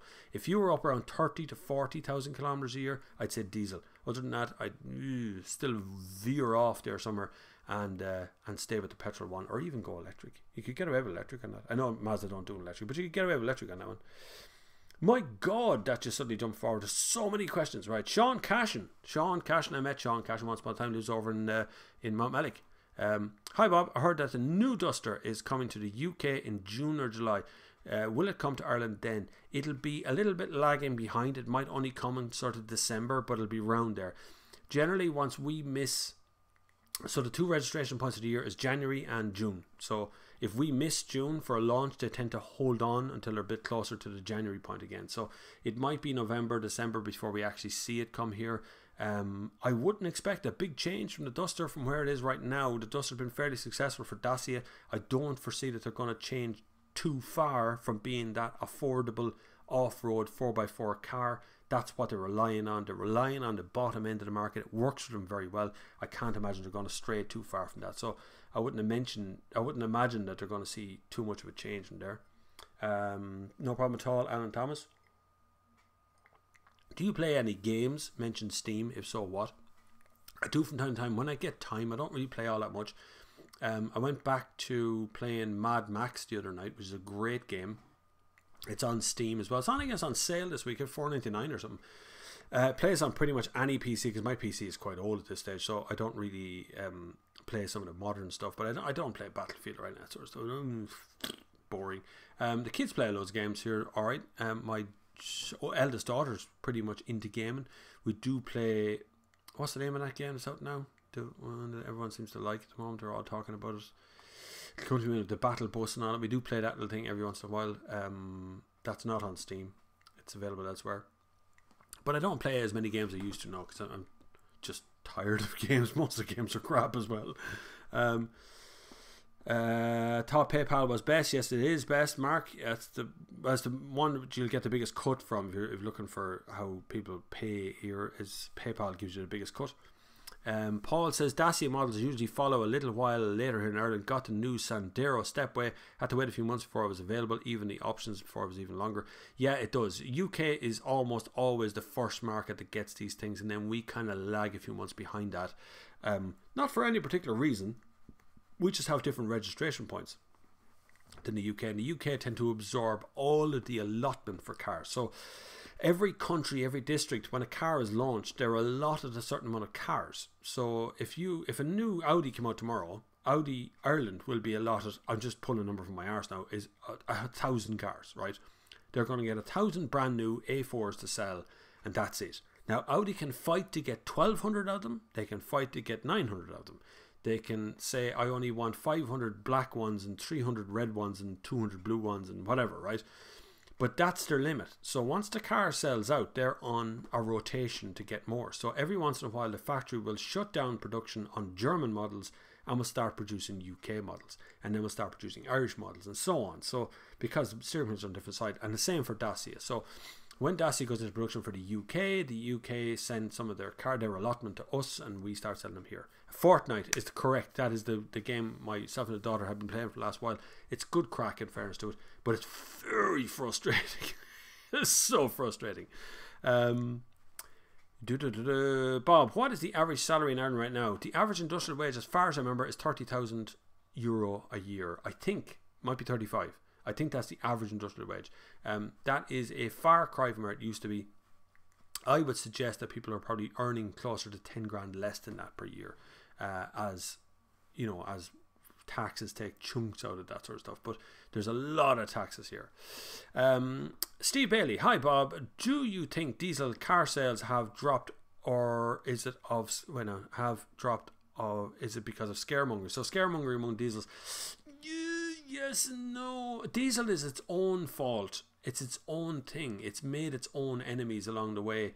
It shouldn't. The problem with diesel is, before 2008, in Ireland particularly, but even go back through Europe, diesel was seen as a commercial thing. Diesel was seen as something that business people bought and ordinary people bought a petrol car. And so car sales were kind of half and half. It was even maybe 60% petrol, and then the rest was made up of diesel and any other fuel you want, LPG or whatever else fuels you want to trade with. But basically diesel was secondary to petrol. And then the tax system changed. So you were able to claim back VRT, or able to claim that VAT on every litre of petrol, as long as you were VAT registered with the government. And so everybody, suddenly we went to 90% of ownership became diesel, and then 95%. So the majority of everyone drove a diesel, and then diesels are dirty. They were always dirty, they still are, and they won't stop being dirty in the future, just get less dirty over time. And so what's happened now is everyone sees it as being dirty fuel, and it's wrong, and it shouldn't be used, and the environment doesn't like them, and everyone's going, God, diesel's bad.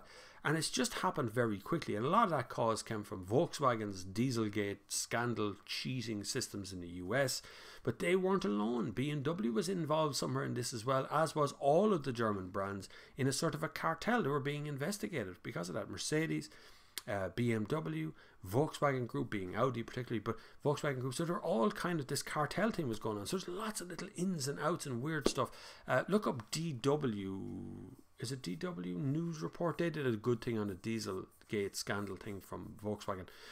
So there's lots of reasons why it's not just scaremongering. I mean, diesel is responsible for a huge amount of CO2 emissions and a huge amount of NOx emissions, but the problem is CO2 is actually higher on petrols. And so the more we push towards petrols, the more CO2 we're actually going to put out. It's a catch-22. But a lot of people who are driving diesels didn't need to be driving diesels, should have been driving petrols.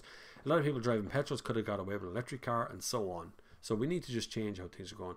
PUBG is another game. I haven't played PUBG because it takes a lot bigger of a machine than I got. Fortnite can be played on basically anything, and even a bleeding mobile. But I do like Fortnite. Fortnite is good. It's a good game. It's a bit of fun as well, which is good crack, and the kids can play it as well, and everyone's kind of nice on it, which is even better. Andy says, in my never-ending ongoing quest to find my next car, I had a look at the Jaguar XE-R and then noticed some XF-R prices used have dropped now. 504 brake horsepower, rear-wheel drive, 5-litre V8 supercharged from $7,000. My Jesus, that is such a bargain. A bargain if you have the money to run a 5-litre V8. Make no mistake, 5-litre V8 is going to hurt at the petrol pumps. You will be racing from petrol pump to petrol pump, but it is one of the better cars that Volkswagen or that Jaguar put out. Brilliant engine. That engine is as old as the hills. Used to be 450 horsepower, if I remember correctly, or 460 horsepower once upon a time. They've reboarded it to come out with 504. It's a great car, absolutely rocking out, but it costs a fortune to run. I tell you, that's one of the last few engines, including cars like my car, my own 1.6 litre petrol thing from Audi. It'll be one of the last few engines you can actually completely service on your own. You could do your own service of those cars, and the same for those 5-litre V8. You do need 8 spark plugs, so it is expensive, but you could do it your own. Did you hear about the BMW recalls? I did, Alan.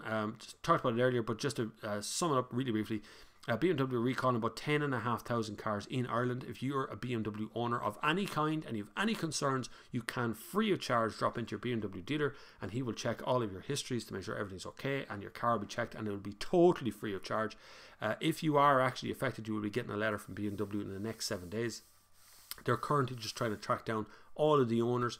Obviously, there's a lot of imported BMWs in this country as well, and they are also covered under the same thing. You can get all of that work done here in Ireland free of charge in any of your local BMWs. So if you're in the Midlands, you can go to Colin Quinn or Conan's Garage, I think is a BMW dealer.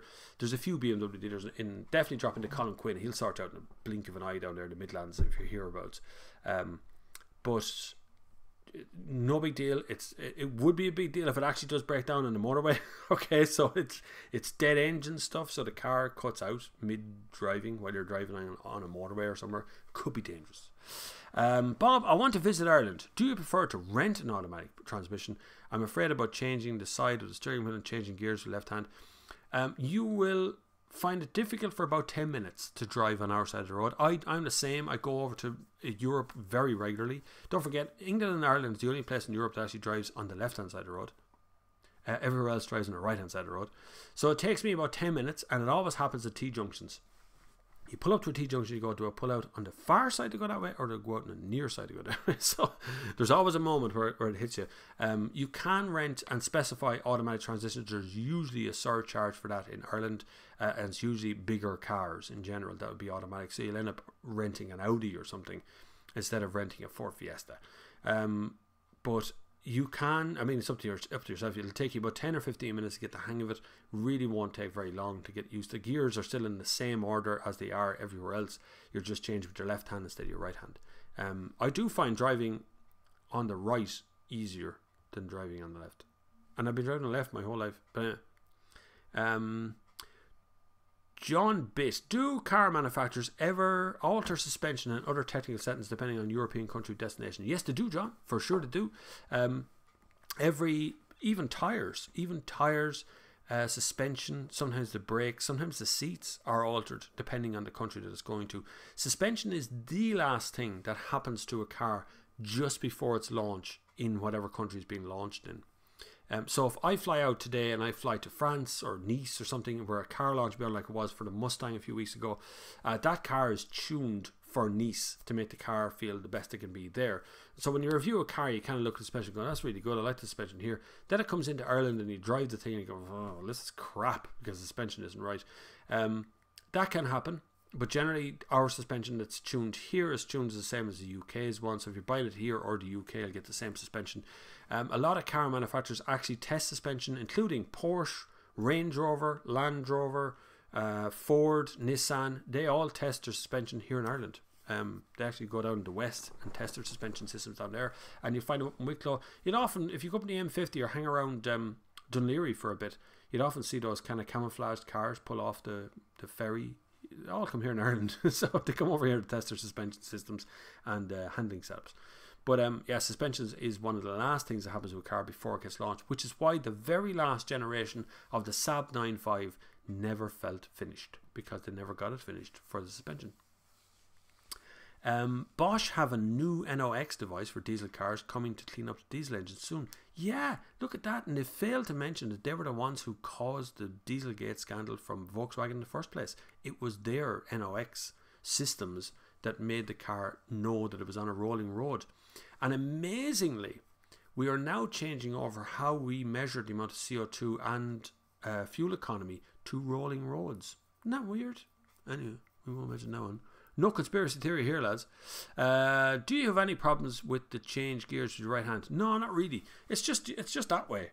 You're just doing the same thing on two different hands. It's exactly the same first, second, third, fourth, fifth. It's in the same order as it was a minute ago. Literally, it'll take you 10 minutes. You'll get the swing of it without a shadow of a doubt. Joe Lyons. All right, dirty diesels, Bob. Correct me if I'm wrong here. There's a lot of vinegar in that water. Sorry. Correct me if I'm wrong here, but the refining process in the development of diesel as opposed to petrol is 7 to 9 times depending. It's correct, you're right. Diesel in itself, weirdly, is a cleaner product than petrol. So diesel is made from the actual refined oil bit, and petrol is the scum that sits on top of oil. That's where petrol comes from. So petrol can burn and provide actually kind of more energy from its explosions than diesel can, but diesel is actually cleaner in its own way than petrol. But diesel has to have a crap load of additives put into it to make it work as a fuel, and so petrol doesn't really have that many additives in it. Petrol just kind of petrol. So petrol in its own way kind of ends up, they're both dirty, right? All fuels are dirty in some way or another, apart from human power, but even we produce waste, so even we're dirty. So any fuel is dirty, but generally speaking, diesel would be considered cleaner than petrol. On the grade, that end, surely one has to be taken into account how we get the fuel, and this is similar to the development of batteries. Like you said, catch-22 and hey hi. True, Joe, it is always, there's always a catch to everything. Development of batteries, lithium being pulled out of the ground, creating dusty wastelands of areas is not going to be a sustainable thing either. We're kind of going through a massive change right now. It's hard to understand where it's going to land because we have competing things. We have petrol, we have diesel, we have electric, we have hybrid. They're all coming from ICE engines, but except for electric, which is coming from battery technology, but amounts to the same sort of raping the environment to get something to put into vehicles. Then you have hydrogen on the other side of that, which is really expensive and very low emissions of any kind, even refining it or getting it into fuel. But then we just can't get enough. It's really hard to do that. It requires a massive amount of investment. So where all this is going to land in 10 or 15 years, I don't know. It's really hard to predict what we're going to do, and I don't think anyone actually knows. I'm not sure anyone really has figured out what's going to happen next, but there is certainly a catch to every single fuel at the moment. But right now, the cleanest future in the short term is electric or hybrid. And after that, then you have petrol and diesel being at the bottom of that. But diesel is actually cleaner than petrol when it burns. So in its own way, it is. It's got lower CO2. Depending on how you measure it, it's got higher NOx, but lower CO2. Brian Coyle, hi Bob, keep up the good work. I will, as long as I can. You can submit money through PayPal there. That's how I keep up the good work. I saw something that Bosch are developing some system that will reduce dirty diesel emissions, and I think it may save diesel. It may over the clickbait though. It's to get you talking about Bosch. I don't think it's going to save diesel so much. It's meant to bring the emissions from diesel right the way down, but who's measuring that emissions? Who's going to continue measuring that emissions? Who measures emissions under acceleration, load? We need an independent body to do that. There's all kinds of questions that I have here as to what Bosch, the motivation of Bosch to do this is. Bosch were the one who lowered the NOx emissions from the Volkswagen cars in America down to basically zero through a software cheat. So the car was able to detect that it was on a rolling road and turn down its NOx emissions instantly. But on a normal road it couldn't, and now we're measuring that through rolling road resistance now, and Bosch were the ones behind that. So I don't understand that Bosch could do this, but why didn't they do it up to now? Why wasn't it done before? Why is it now suddenly a thing that's going to try and save diesel? I don't think it's ready to be saved. I don't think diesel's going that very far, but I think we need to go back to the commercial end of things. Long distance cruisers, long distance drivers need to be diesels, not me. 7,000 or 8,000 kilometers a year in a personal car is not a diesel person. So that's where that one lands. Joe Lyons worked in the offshore industry, so he's quite a good knowledge in that field. Good man, Joe. I used to work in the oil industry myself many years ago. I was under embargo for 5 years after I finished working in the oil industry. I wasn't allowed to talk about it. It's funny. That's over. It's long ago now. Bob, have you reviewed the Kadjar? Seemed like a decent dairy fair. I've learned to speak a different language in the last 3 minutes, and it somehow is a different language from everybody on earth. Bob, have you reviewed the Kadjar? Seems like a decent family wagon. It's very huge. It is, and I have. Haven't I? Didn't I review the Kadjar? I don't know. There's like 600 videos or something up on my channel. Is it 550 videos? Something like that. I forget. If the Kadjar's not there, I do apologize. I definitely have driven one. For sure, I've driven one. Kadjar is a good car, without a doubt. It is a big car, a very big car, big boot, big back seat. Direct competitor for that would be the Skoda Kodiaq. You're much more likely to get a Kadjar in stock than a Kodiaq, because I think the Kodiaq is still sold out for another couple of months, and it's a bit more expensive. The Kadjar is really good choice of engines. You're getting mostly Nissan, Renault stuff, Renault Nissan Alliance, of course. Plenty of kit. I don't really like the touch screen that Renault's doing at the moment. They've always had a really weird interface in them. Always. Renault has always had a very strange Bluetooth interface and radio change interface. They've never been very good at it. I'm not too keen on that kind of iPad square thing in the middle. It looks great until you actually start to use it, and then it doesn't seem to be so good.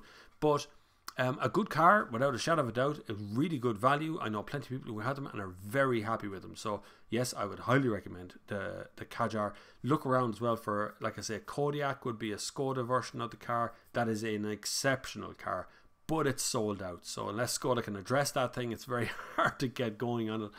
But I definitely reckon the Kodiaq would be the better one of the two. Just very hard to get. Other alternative to that, Peugeot 5008, it's a nice car. Not too keen on a little small steering wheel still in, it's a bit of a problem, but it's a great big car at the same time. And they would be the top three at the moment, I think. Kadjar will be right up there. Brian Russell says, just got a VW Touran, the 7-seater Passat style MPV. Will regret getting the 1.2. Will I regret getting the 1.2 TSI? No, you won't. 1.2 TSI is a good little engine, great car. As long as you're not going to be spending the whole time out in the motorway, you'll be absolutely fine in a 1.2 TSI. The Touran is one of my favourite VW family cars. It just does everything. It does everything. I'm really happy with that car. I really did enjoy that thing. Sorry, someone just commented on another video over there. Comments all over the place. But no, 1.2 TSI would be absolutely fine. You bought the right car, Brian, as long as you're not, like I say, sitting out in the motorway all day long. Could IRL move to right-hand drive? Can you imagine how that would go down? Euro mainstream, or would road engineering stop? We could. It's been done before. Sweden did it one afternoon, one morning. One night they went to bed, they were driving to the left. The next morning they woke up, they were driving to the right. Caused chaos for 24 hours or 48 hours. Someone would be killed instantly, without a shadow of a doubt, day one. We could do it, but our road system is laid out the other way around. So a lot of our junctions and roundabouts and things are laid out to go the opposite direction. So it would require a lot of thinking. Plus our signs are all facing the wrong way and stuff, but it definitely could be done here in Ireland. But I don't know if there would be a purpose behind it other than streamlining us and Europe, and it would stop us having to buy English cars, UK cars. We wouldn't have to buy them anymore. So like a lot of car companies import directly from the UK, we wouldn't have to do that anymore. We'd be able to buy ones directly from Europe. I don't know how that would work because the block exemption here, so we don't do that. Bob, the free pedals are the same positions. I mean, clutch, brake, gas. Yes, they are. Yeah, so exactly. The car is exactly the same. Just transport yourself to the opposite side of the car. All of the gear switches, all of the switches, the indicator stalks, the headlamp switches, they're all in exactly the same place, just on the opposite side of the car. So exactly the same thing. David O'Brien, Des, it would be great if we could, but I think it would ship a sail now. It might be too late. It might be too many cars on the road. It would just be so hard to do it right now. We could have done it years ago, but we're so hung up on doing business with England and the UK in general that we just want to stay on the same side of the road they are. Plus, what happens in Northern Ireland? Did they change over? Same island. Bob, I have a Jaguar XF 30 diesel and a 3-litre diesel, and I have no intention of getting rid of it. It's a great ride and very economical. It is a great car. I lovely. Jaguar makes really good cars usually. Some of them are a bit ropey, but other ones are okay. Most of the Jags are okay. Dave, I think the road camber comes into play too. Yes, it does. And of course, think of road directions. So think of the slip roads on and off motorways and stuff. They're not built the same way around. They're dealing with cars getting off that would now have to deal with cars getting on. They'd be the opposite. So you have to change a lot of the road signs. You have to change a lot of road markings as well. So there'll be a lot of work in getting it done. You could do it without a shadow of a doubt. If you set up an organisation to achieve it, it could be done. It'd be done in maybe 6 months' time or so. But you would have to have a day. You'd have to do it overnight. Like, you'd have to go to bed on the left and get up on the right. We'd have to do it all over the country on one go. And it would be like chaos. So, it'd be funny. It could be tragic as well. It would probably be funny mostly. Thoughts on a 2015 Opel Mokka SE 1.6 petrol as a family runabout? Tight back seat. Very handsome looking car. I do like the look of the Mokka. But kind of a tight back seat. A bit of a small boot space as well. A selective car, in 2015 you're not going to find much to compare to it, but I would have a look at Volkswagen Tiguan of that same era, bigger back seat, kind of a squarer boot to the whole thing. But Opel Mokka, it's a lovely car, it's really nice, and you're definitely going to get what you want from it, and it definitely looks the nicest of the lot. I think it's the prettiest of them, but it is a little bit compromised in space for that. That was for Kevin there. Steve Bailey says yes, it is. I don't know what that's in relation to. It's hard to think after 1 hour and 15 minutes of this. I love the pop-up control thing, vents turning up and start on Jaguar. Yes, yeah, I do. Although I got into a Jag recently and that still did that, and I went, God, that looks very old-fashioned now when it does it. It looks like it's something that we should have stopped doing at some point. It's like, why am I waiting for that vent to open? Audi A8 has those vents that open like that as well, but it's done so subtly. It's irrelevant. You don't even notice. It's like this very, very subtly beautiful thing. I love the Audi A8 though. I really love that car. If you haven't seen it, there is a video of the Audi A8 on my channel just a few days ago. It's a really cool video. You should watch it. Zidringo, hi Bob, did you suffer any consequences for going wild with the Suzuki Swift Sport and doing one more lap, or any additional thoughts about the car? No, the lads in Mondello know. I've driven millions of laps of Mondello at race speed, at full speed, in race cars, in single seaters and stuff. Now, I'm not a race driver by any means, but I know my way around Mondello. I know how to push a car without crashing a car or going off. I've never been in a grabber trap round, so no, there'd be no I wasn't overtaken. I'm just going into pit lane, so just took another lap out. We're all on the day, we're all professionals there. All journalists that are there are generally have done some laps at that track, and they were under control of a race director called Ken. And later on that day, then I went out with Ken as well, and we raced the two Suzuki Swifts. So no, there'd be no one's going to come at me and go, you shouldn't be overtaken. It wasn't an official race day. Additional thoughts about the car? I still think it's too expensive, But I think that's not really Suzuki's fault. It's more our taxation system here on this end. But it's definitely a really good car. Really top notch. Could go straight to the top of the hot hatches. But the big question will be, is it better than a VW Up GTI? That's going to change things. And a VW Polo GTI, both of which are coming to Ireland. So if you're any intention of getting a little tiny hot hatch, hold on till we see what the Volkswagen Up GTI looks like. D40 Navara. Any idea why the Skoda Superb still has 6-speed DSG, not 8, 9, 10 gears? Well, they don't get the primary stuff from Volkswagen for start. So Volkswagen get the first, Audi get the first dibs on technology when it comes to cars. Volkswagen gets second go. The what's that thing? Amarok, I have outside the door, has 8 gears in it. Skoda, it would just be down to price and whether it needs it or not would be the other part of it. So if they don't need it, they won't put it in. Now a 10-speed box would be could be CVT or that one that comes from Lexus. You might have a proper gearbox like Ford did. 10-speed is actually lighter, believe it or not, than a 6-speed. So it's a weird thing, but I don't know why they haven't gone that route rather than increased their gears.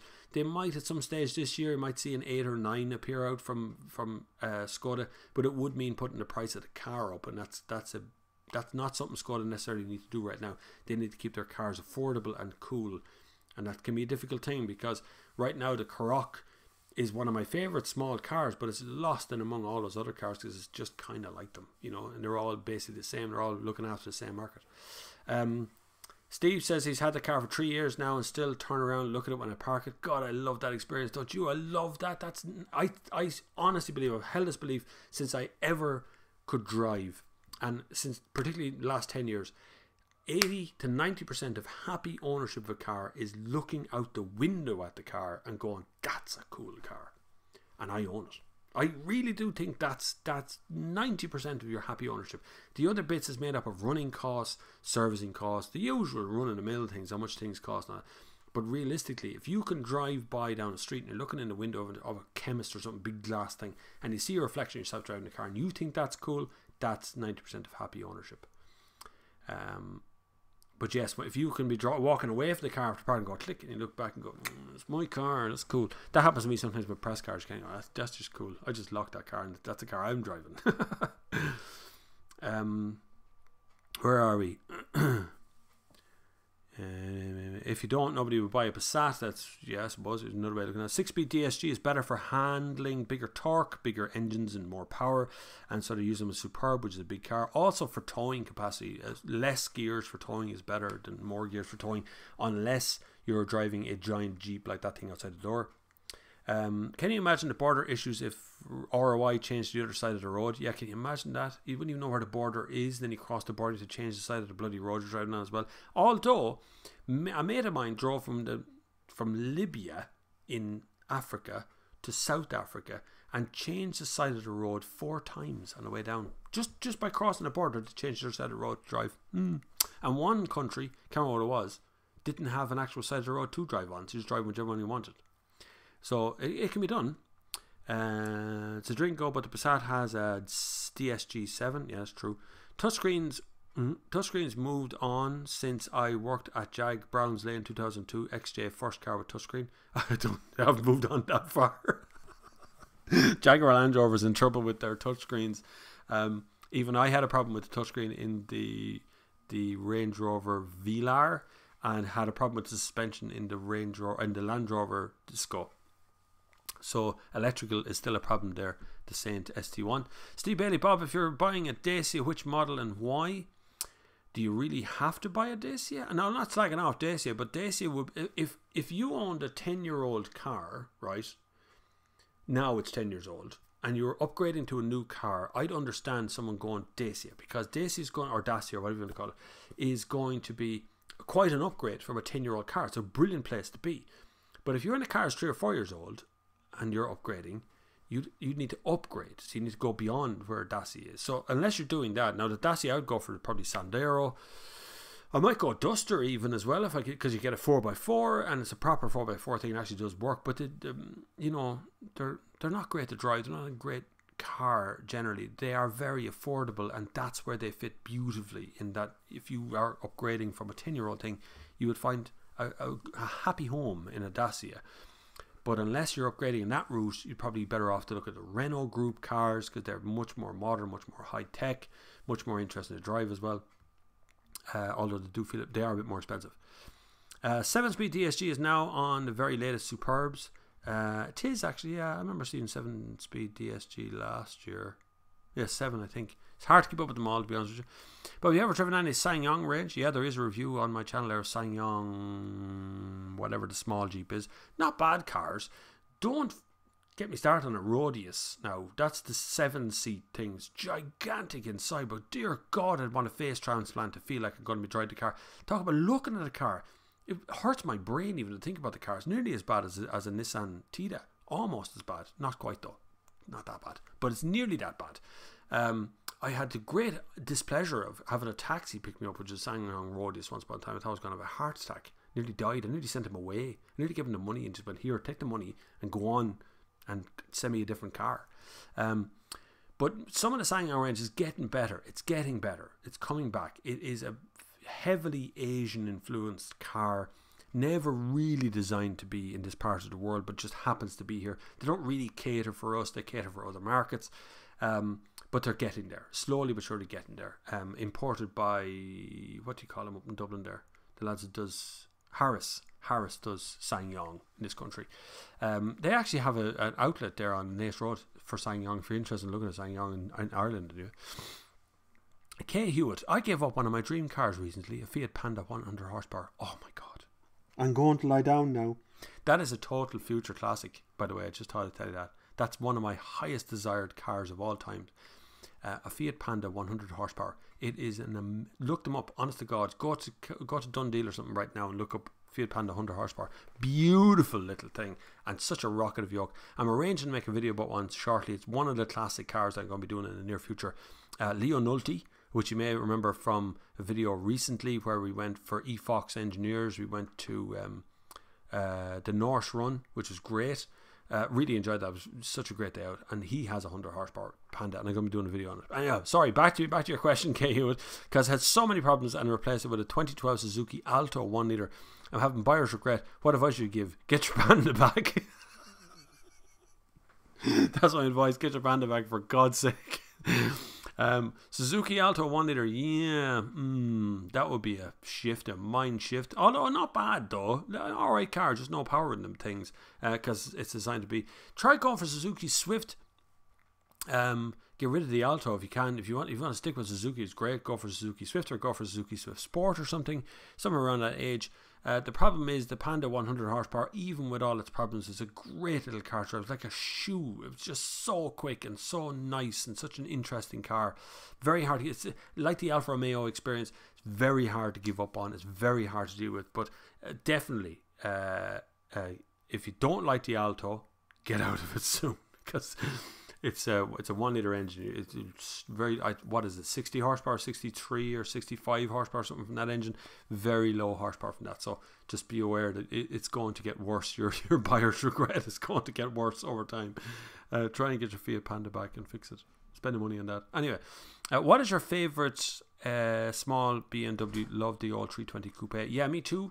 The old M3, any of those ones. The 3, do you know if you go back to maybe mid 80s, a 320, the kind of very square one with the 4 headlights. God, I love that car. What a lovely car.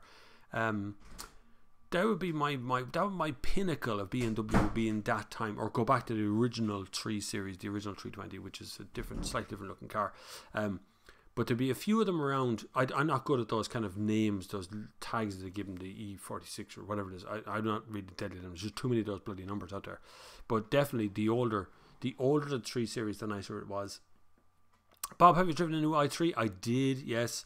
Drove an i3 from Dublin to Killarney recently. Well, I didn't drive it all the way there. Drove it some of the way down. Battery's too small. Range on a motorway, it really eats itself on a motorway. The range extender, the motorbike engine you can put in a boot, is far too expensive. What the hell were the thing? It's $5,000 for that yoke to go in the boot. And you might only use it bloody twice a year.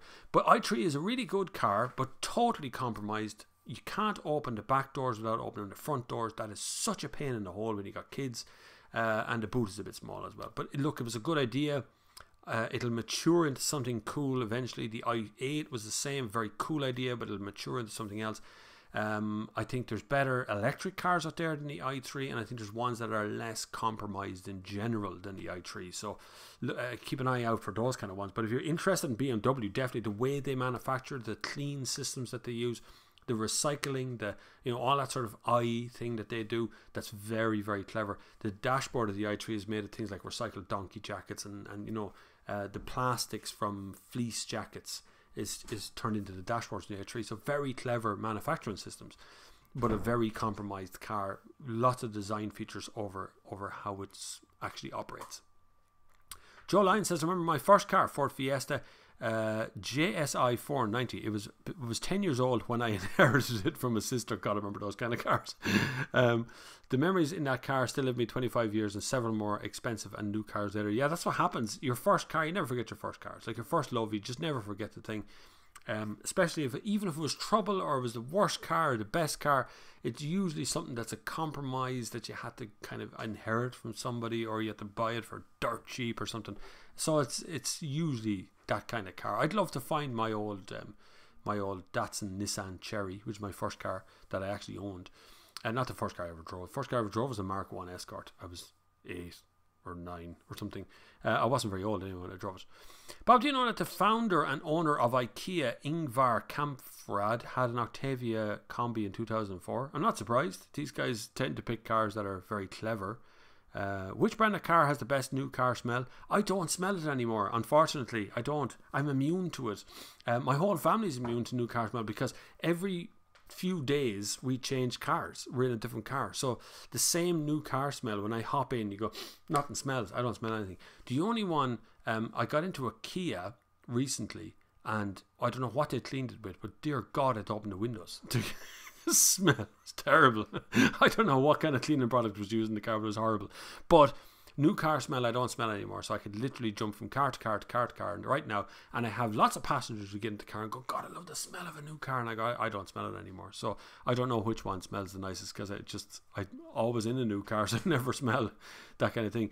I tell you what I really love the smell of is an old, wood interior, like a Rover P1000 or something. That kind of wood leather smell from an old car. I love that. Things like greasing your nipples and all that sort of stuff is a great thing to be doing on a Saturday. I would seriously consider a Sandero Stepway for a while there as a replacement for my 17.5-year-old Mark 1 Octavia TDI. But on paper, the mid-range ambience model was slightly lower spec. Yeah, see, just newer. That's what happens. You end up used cars being probably more convenient to have than a brand new car because you get less in the brand new car. But Sandero Stepway is actually not a bad car. Really good. Plenty of room in the thing. But engine lineup wouldn't be great. Quite noisy as well on the road. That's just because of the price pointing. You can't have Range Rover luxurious quiet thing driving along the road if you want to be able to spend 15 grand on a car. It's just not going to happen. You'll have to buy an ancient Range Rover. Brilliant service. Keep up the great work. You should definitely have your own TV show. It'll be fab. RTE spend license fees, at least one decent program. The next year will be brilliant. See you next week, Mark. Thanks, Mark. Cheers, man. Good to have you around. That's Ability to Achieve Ireland. You click on his link there.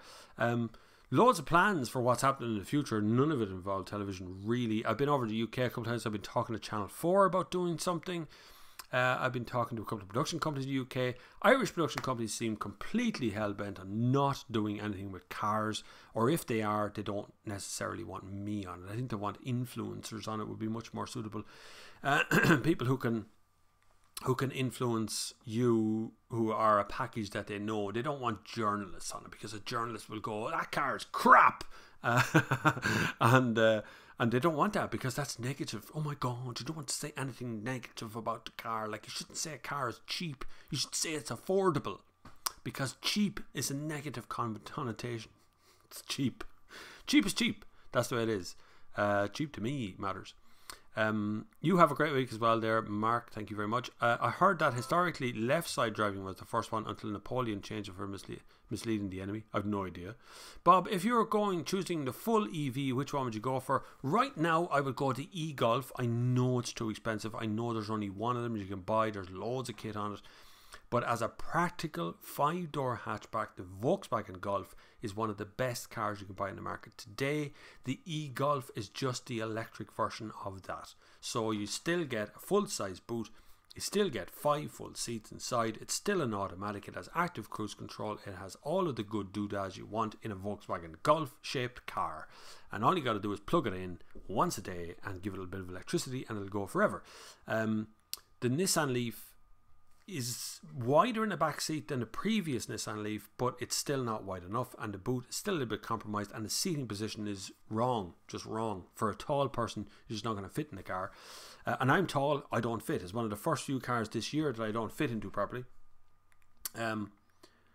You're left with the BMW i3.